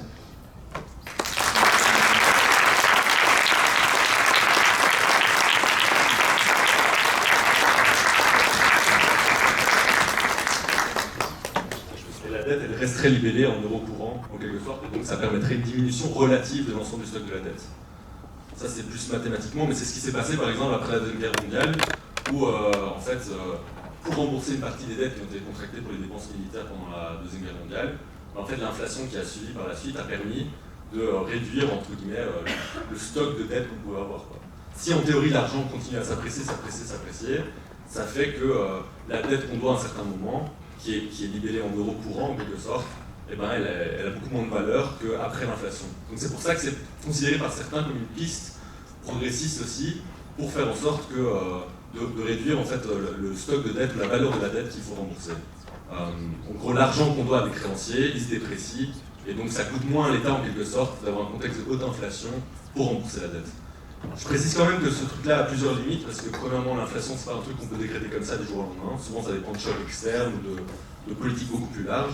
Et la deuxième chose, c'est que si on avait un cas comme ça de haute inflation en Europe, premièrement, l'inflation en question, il y a plein d'ébats en économie, mais ça peut avoir aussi des effets anti-redistributifs. Donc, en fonction de comment la population est protégée ou non par rapport à l'inflation peut être vraiment un truc qui n'est pas du tout progressiste ou pas du tout de gauche. Et puis, par ailleurs aussi, vu que la Banque Centrale Européenne a pour mandat de lutter contre l'inflation, s'il y a beaucoup d'inflation, si la Banque centrale par la suite elle hausse les taux, ça peut créer aussi une hausse des taux directeurs, une hausse des taux d'intérêt auxquels les emprunteurs prêtent à l'État, et donc ça peut annuler cet effet positif de l'inflation à terme, quoi. Mais voilà, c'était peut-être un peu plus clair sur la slide, mais j'arrive pas à la remettre en question. Tout ça pour dire que c'est une politique potentielle, parce que ça réduit la valeur de l'argent à un moment T, et après c'est lié à plein de limites. Donc c'est plutôt un moyen qui a été utilisé suite à des crises, ou bien même en fait un état de fait, qui dépend de facteurs hétérogènes et qu'on ne peut pas décréter comme ça, qui a réduit le stock de dette à un moment T, sans que ce soit forcément une piste à privilégier. Deuxième question, l'enjeu de redistribution. Est-ce qu'une dette en elle-même peut être bonne ou mauvaise alors qu'on sait que c'est un enjeu de redistribution? C'est vrai qu'on pourrait être plus complet, c'est une super question. Une dette est bonne ou mauvaise à la fois en fonction de ce qu'elle peut financer. Si ça finance des investissements écologiques ou dans la santé, elle est bonne. Si ça finance des subsides fossiles, elle est mauvaise. Mais aussi en fonction des conditions d'emprunt. Si on emprunte en dollars ou dans une autre devise, avec des conditions hyper favorables aux créanciers à l'international et que c'est des fuites de capitaux, c'est aussi un facteur qui fait que c'est une mauvaise dette. Et donc pour répondre de manière un peu succincte à ta question, je dirais, en fonction de comment on emprunte et ce qu'on finance, la dette est bonne ou mauvaise. Il n'y a pas de réponse comme ça en soi. Et la dernière chose, c'était, est-ce que c'est pas un piège stratégique de se poser la question, est-ce que le déficit vient des recettes, de la baisse des recettes ou de la hausse des dépenses? Moi j'ai l'impression que c'est quand même central parce qu'en fonction de la cause qu'on identifie, on va en tirer certaines conséquences. Ce qui est un peu le discours dominant dans les médias, c'est que la dette ou la hausse du déficit, elle vient de la hausse des dépenses sociales liées à ce coût du vieillissement, la hausse des dépenses de l'administration publique, la hausse des pensions, la hausse du coût des soins de santé. Et si on prend ça comme cause, on va en tirer comme conséquence qu'il faut principalement réduire ces dépenses-là parce que c'est ça qui cause le déficit. Alors que si on a le constat que cette hausse en fait, du déficit vient d'une baisse des recettes, on voit aussi qu'il ne faut pas uniquement se concentrer sur les dépenses sociales, mais qu'il faut aussi contrecarrer des futures réformes fiscales qui seraient injustes et qui diminueraient les recettes fiscales de l'État. Donc, moi j'aurais tendance à dire que c'est assez central, non seulement pour démasquer un certain discours de droite, mais aussi pour en tirer des conséquences sur par la suite quels outils on met en œuvre pour réduire le déficit en question. Et en fonction des gouvernements qu'il y a eu en Belgique, si on prend la Vivaldi, donc c'était pas parfait sous la dernière législature, mais les conclaves budgétaires, les négociations budgétaires, ce qui se faisait, c'était qu'on disait que s'il y avait par exemple 10 milliards à trouver, un tiers venait de recettes supplémentaires, un tiers de dépenses en moins et un tiers de recettes diverses en quelque sorte. Alors que là, l'Arizona, c'est plutôt 8/9 qui vient de baisse des dépenses, et principalement dans la santé, dans le système de sécurité sociale, etc. Donc moi j'aurais quand même tendance à dire que c'est central cet argument, même d'un point de vue stratégique, pour démasquer de un les arguments de droite, et puis de deux, plutôt orienter s'il y a de l'argent à les trouver à un certain moment, trouver cet argent plutôt dans des mesures de justice fiscale. Mais c'est une réponse personnelle et plutôt stratégique. D'abord, sur la question de la charge raciale, je comprends ta question et à mon avis, je me suis mal exprimé. Oui, de fait, c'est une conséquence du système dans lequel on vit. C'est pas parce que c'est une conséquence qui est systémique que individuellement elle n'a pas de poids. Et en fait, c'est ça l'argument que je voulais mettre en avant. Et donc peut-être que c'est pas ce que toi t'as compris ou que c'est moi qui me suis mal exprimé ou que c'est pas ça qui était pertinent.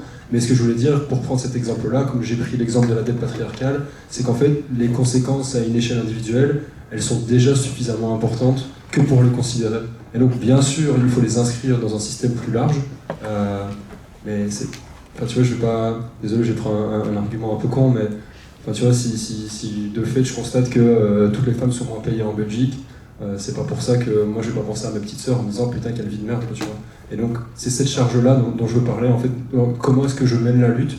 La lutte, tu peux la mener à une échelle macro, disons, ou tu peux aussi la mener à une échelle micro. Et tu n'auras pas les mêmes résultats, en effet. Mais en fait, la question, c'est est-ce qu'on est sur une volonté de survie ou est-ce qu'on est sur une volonté de changement systémique ? Et je pense que ça, c'est très personnel. Et c'est pour ça que je voulais mettre la nuance sur l'échelle individuelle et sur l'échelle sociétale. Je ne sais pas si ça fait sens. Ouais, non, je vois. Parce qu'en fait, pour moi, je voyais ça juste comme on connaît le système de domination économique qui existe. Et dans un contexte où une personne de couleur ou une femme a tendance à être dans cette catégorie défavorisée économiquement, c'est pour ça. Mais je croyais qu'il y avait un truc en plus, en tout cas, que tu voulais dire. Ouais, c'est ça. Mais donc, à mon avis, je me suis mal exprimé. Je te demande pardon. Okay. Ouais. Et du coup, pour la question sur est-ce qu'on doit accepter l'aide extérieure dans une situation d'urgence, en fait, rien que le fait de poser cette question-là, elle est légitime. Et en effet, comme je disais tout à l'heure, si tu es sur ton lit d'hôpital et que le seul moyen que tu puisses survivre, c'est que quelqu'un vienne t'apporter ton médicament, évidemment que tu dois le prendre.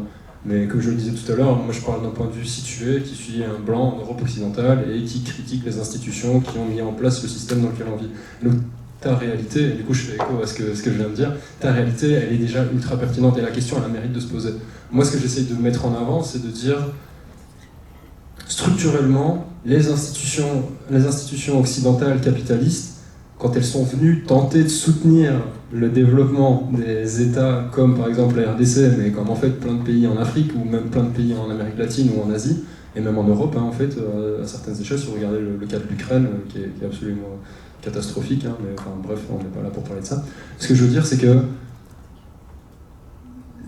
ils ont en quelque sorte déjà gagné la bataille si on considère que c'est ce qu'il y a de plus juste de leur demander de l'aide, en sachant que c'est eux qui sont venus foutre la merde. Tu vois ce que je veux dire ? En fait, la RDC, elle a toutes les ressources pour pouvoir s'en sortir, pour pouvoir être un pays qui est une véritable puissance économique et une puissance sociale aussi, et qui, je suis désolé, on va rentrer dans des grands débats, mais l'Afrique, de manière générale, a toutes les ressources nécessaires pour se développer et pour être un acteur majeur. Et aujourd'hui, on en est réduit à se poser la question de savoir est-ce qu'on doit accepter l'aide des États-Unis pour survivre. Et en fait, c'est de là que vient tout le problème, et c'est ça que j'ai essayé de mettre en avant dans ma présentation, c'est de dire que de base, les règles du jeu, elles sont faussées. Alors aujourd'hui, on est dans une situation où on n'a plus le choix, et en même temps, c'est un peu le discours des néolibéraux, there is no alternative, et la question c'est comment est-ce qu'on reprend le contrôle.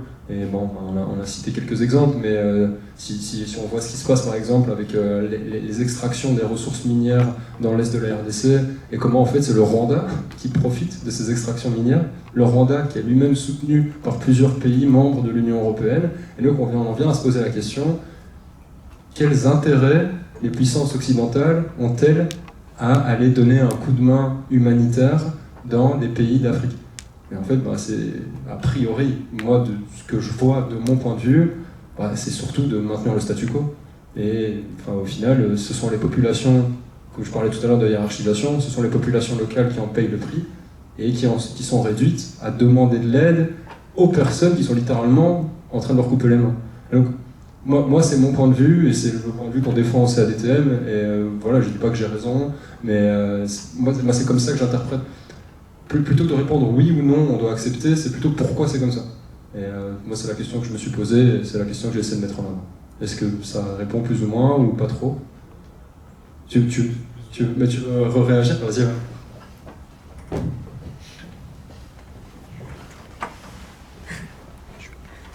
Oui, parce que comme je le disais tout à l'heure, du coup moi je suis d'accord avec ton discours de base, et je me dis juste que d'un point de vue, encore une fois, je me dis soit on essaye vraiment de changer les choses, mais ça prendrait énormément de temps parce que le bloc il est déjà installé, l'idéologie elle est déjà installée, elle est présente, soit on essaie de déconstruire ça, chose qui n'est pas facile parce qu'on a déjà beaucoup de choses à régler, ou on essaye de s'insérer dedans pour essayer de faire au mieux.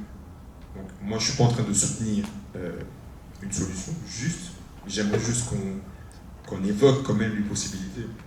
Peut-être que pour beaucoup d'Africains, ils se disent bon, on va essayer d'entrer dans le jeu libéral, essayer de tirer ce qu'on peut tirer, comme ça on essaye au moins de sortir de la galère, etc. Parce qu'il y a beaucoup de réalités qui sont quand même insoutenables. Parce qu'encore une fois, la solution de pouvoir déconstruire, je suis assez d'accord, plutôt d'accord, mais ça prendrait du temps fou. Et comme tu l'as dit, je pense que c'est plus, on va dire, les personnes d'ici qui ont plus, on va dire, qui sont plus amenées à changer les choses, plutôt que les gens par exemple, qui sont en Afrique. Vas-y, j'en ai. Mais ouais, moi je crois que. Mais là je m'engage un peu sur un échec perso, mais je crois que c'est un peu la question aussi de savoir comment on sent. Je crois que c'est de fait un privilège de pouvoir déconstruire. Là on est à l'université, tu vois, on paye un Minerval, on a accès à plein de matos et on a des discussions un peu socio-philosophiques en mode putain qu'est-ce qu'on ferait et puis la réalité sur le terrain, il n'y a pas de bouffe, il y a des maladies, il n'y a pas d'accès aux hôpitaux.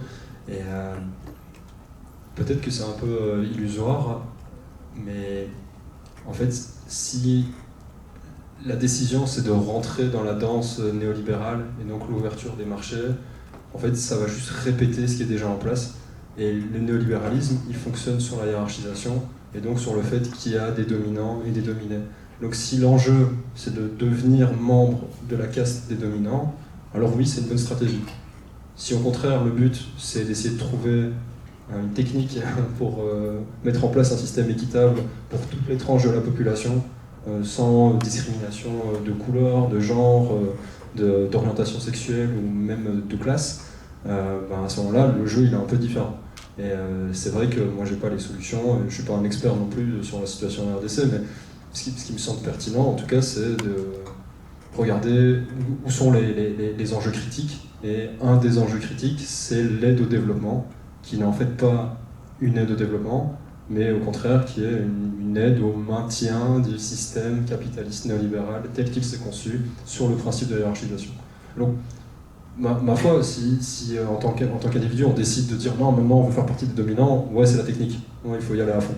Si par contre on essaie de viser un projet internationaliste ou une unité africaine par exemple, comme le défendait Sankara, c'est une autre technique et il faut voir ce que chacun et chacune sont en mesure de faire, quoi.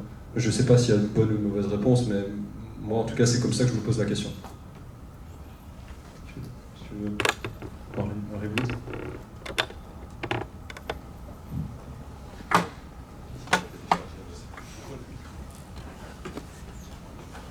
Du coup, moi c'est par rapport à ce qui vient d'être dit. Et je me demande si du coup, la situation à l'heure actuelle est difficile. Et comme je disais, nous, d'où on est, c'est facile de se poser des questions, de réfléchir. Mais est-ce que justement, nous, en tant que personnes qui vivons dans ces pays, qui continuent à entretenir ces relations coloniales, qu'est-ce qu'on peut faire au-delà de manifester et de voter pour justement participer à réduire, voire arrêter ce genre de relations? Moi j'ai 3 techniques et je les sors tout le temps. Les premiers terrains de lutte, c'est les copains et la famille. Donc déjà, si vous faites votre taf individuellement avec 3 personnes et que ces 3 personnes font leur taf individuellement avec 3 personnes, au bout d'un moment, a priori, on devrait y arriver. La deuxième chose, c'est d'être présent dans ce genre d'événement, pouvoir discuter, débattre, s'opposer, pas être d'accord, parce qu'en fait, si on a tous le même avis, on ne va pas s'en sortir. Et le troisième, qui est en fait le plus important, c'est écouter la voix des personnes concernées. Et là, je fais un peu le mec en lâchant mon discours. Mais en fait, il y a plein de personnes concernées qui organisent des événements, qui écrivent des bouquins, qui font du son, qui organisent des pièces de théâtre. Enfin, ces personnes-là, elles sont déjà présentes sur le terrain. Et en fait, nous, notre responsabilité en tant que petit blanc bourgeois culturel ou autre, c'est justement d'aller se confronter à ces réalités-là, et en fait c'est à ce moment-là qu'on se prend des claques et qu'on se dit ah putain d'accord, ouais, voilà. Donc pour moi c'est ça ma stratégie. J'imagine qu'il y en a plein d'autres, mais ça c'est la mienne. Voilà.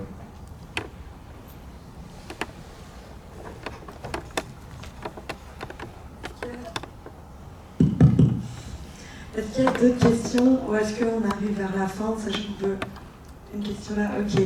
Et peut-être c'est la dernière et après on peut grave continuer à papoter autour de la table, plus en informel du coup. Ça va être hyper vague comme question, mais je me demande un peu comment est-ce qu'on rend une espèce d'agentivité politique à des pays qui sont aussi dépendants financièrement, au-delà de juste annuler la dette en fait, parce qu'il y a aussi des pays qui du coup ont même perdu de la force, je pense à Haïti particulièrement, mais même du coup une capacité à avoir un État présent autant au niveau national qu'au niveau international. Du coup, et en continuation par rapport à ce qu'on disait sur l'idée de faire passer la dette en politique de dette, en investissement dans le développement, en fait, j'ai l'impression que tout ce qu'on propose, ça reste ce truc, comme on disait il y a une seconde, de garder ce pouvoir de décision en fait au final sur ces pays-là. Donc comment faire et quelles solutions? Est-ce que même c'est à nous de trouver ces solutions-là pour rendre un tout petit peu d'objectivité politique à ces pays-là? Et est-ce que d'un autre côté on peut juste dire ben voilà en fait on s'en va, merci, au revoir quoi. Donc ouais, c'est super large. Je me doute qu'il n'y a pas de réponse. Moi j'aurais tendance à te répondre comme ça que notre responsabilité, je ne parle pas là en tant qu'individu, mais en tant qu'États occidentaux ou pays privilégiés ou pays développés, c'est au moins de démanteler une partie de l'architecture mondiale financière et des politiques au nord qui font que le sud global ne peut pas se développer de manière autonome. Je ne pense pas que notre rôle en tant qu'Européens, par exemple, c'est de déterminer la manière dont des pays du sud doivent se développer, mais c'est au moins de créer les conditions qui peuvent faire en sorte que ce développement n'est pas bloqué et qu'il est possible pour des pays du sud. Donc, par exemple, si on prend le cas de la coopération de développement, le pouvoir qu'on peut avoir en Belgique ou dans l'Union européenne, c'est de se dire est-ce que c'est une coopération de développement qui a pour but de développer des aides suffisantes pour financer en fait, des politiques de sortie de la pauvreté, de développement économique ou même de transition énergétique non basée sur des énergies fossiles dans les pays du Sud, ou est-ce que c'est une coopération au développement telle qu'elle s'envisage de plus en plus là maintenant, c'est-à-dire une coopération de développement qui est intrinsèquement liée à des enjeux économiques où en fait l'argent que là, la Belgique investit dans la coopération de développement a toujours pour but aussi d'avoir un retour économique pour des entreprises belges qui s'installent sur place. Donc ça, typiquement, c'est un levier de pays européens qui fait que par la suite, tu laisses différents leviers ou possibilités à des pays du Sud de se développer. Et je pense que c'est un enjeu structurel et économique et que c'est inséré dans un système monde avec des pays dominants et d'autres qui sont en bas de la hiérarchie. Et que par exemple, en fait, si on prend un autre exemple dont on n'a pas parlé, qui peut-être pour répondre à d'autres questions aussi, comment la Corée du Sud est sortie entre guillemets d'une situation de dépendance très forte, c'est en menant des politiques industrielles qui ne visaient pas justement uniquement à exporter des matières premières vers les pays du Nord, mais en faisant ce qu'on appelle dans le jargon géographique une politique de substitution aux importations qui a permis un développement autonome et auto-centré, par exemple de la Corée du Sud, par rapport à des trajectoires qui seraient uniquement... il y a un terme actuellement un peu en vogue dans certains milieux intellectuels qui parle de reprimarisation de certaines économies, c'est-à-dire des économies du Sud global qui s'étaient développées en partie et qui avaient diversifié une partie de leurs exportations et qui là se reconcentrent uniquement sur de l'exportation de matières premières brutes. Et en fait, si ces pays-là sont coincés dans des politiques économiques qui n'ont uniquement pour but de fournir en matières premières des pays du Nord, elles ne pourront jamais se développer de manière autonome. Et après, on peut critiquer le terme de développement, etc. Donc, voilà, moi, ma réponse, en tout cas, une piste de réponse, ce serait de dire la responsabilité que peuvent avoir des pays du Nord, c'est de changer les règles du jeu qui permettent à des pays du Sud d'être moins dépendants et moins dominés par des pays du Nord. Et le reste, en fait, c'est à laisser au peuple sur place et aux populations en question pour leur laisser en tout cas une certaine souveraineté qui leur permet de retrouver cette agentivité. Ouais, pour soutenir tout ce que tu viens de dire, il y a la COP, c'était quoi la COP 30, je crois, en Azerbaïdjan, l'année passée, et il y avait la question de savoir quelle responsabilité des États du Nord, les pays industriels, avec notamment les accords de Paris en 2015, il y a une responsabilité qui est reconnue et il y a un système juridique qui est contraignant. Et donc là, il faut que les États du Nord non seulement ils reconnaissent que ça s'est fait, mais maintenant il faut des réparations. Et là, par exemple, le G77, donc, qui représente tous les anciens pays dits du tiers-monde et du quart-monde, qui vient s'opposer au G7 ou au G20, ces pays-là, ils ont donné des chiffres. Ils ont dit, nous, on considère qu'on nous doit 5 000 milliards. Ok, voilà, 5 000 milliards, d'accord. Ça a été quoi la réponse des États du Nord? On va vous filer 300 millions annuellement sous condition. Et donc, une des stratégies pour soutenir ce qu'Adriano vient de dire, c'est là, il y a toute la structure du système occidental dominant que j'ai essayé de mettre en lumière avec les cas de la Tunisie, du Mexique et de la RDC un petit peu, mais pas simplement, et pour soutenir ce que je viens de dire, les personnes concernées sont les personnes les mieux placées pour savoir ce dont elles ont besoin. Et en fait, à partir du moment où elles disent ce dont elles ont besoin, il faut que nous, on les écoute, et il faut qu'on agisse en conséquence. Et ça, c'est pas le cas. Et donc, individuellement, c'est pas toi ni moi, ou même ici collectivement à 30, 40, qu'on va changer les choses. Mais par contre, encore une fois, si nous, on défend ces buts-là, de dire, écoutez les personnes concernées et faites en sorte que, voilà, c'est des agendas qu'il faut continuer à pousser. Et malheureusement, on vit dans un système. Vous voyez, la social-démocratie, vous voyez un peu comment ça fonctionne. C'est peut-être aussi du travail à faire là, par exemple, mais j'en dirai pas plus, quoi. C'est les enjeux. Le PS, par exemple. Ok, à moins qu'il y ait quelqu'un qui soit en mode ouais, j'ai encore une question, on va peut-être clôturer et se retrouver juste là. On a aussi des publications écrites par le Cercle du Libre Examen, donc il y a des bulletins, donc c'est des articles qui sont écrits par des membres. Il y a aussi des cahiers, donc c'est des articles qui sont écrits par des militants, militantes, des académiques, etc. Ceci, en l'occurrence, c'est sur les extrêmes droites. C'est gratuit, n'hésitez pas à vous servir. Et merci beaucoup d'être resté jusqu'au bout.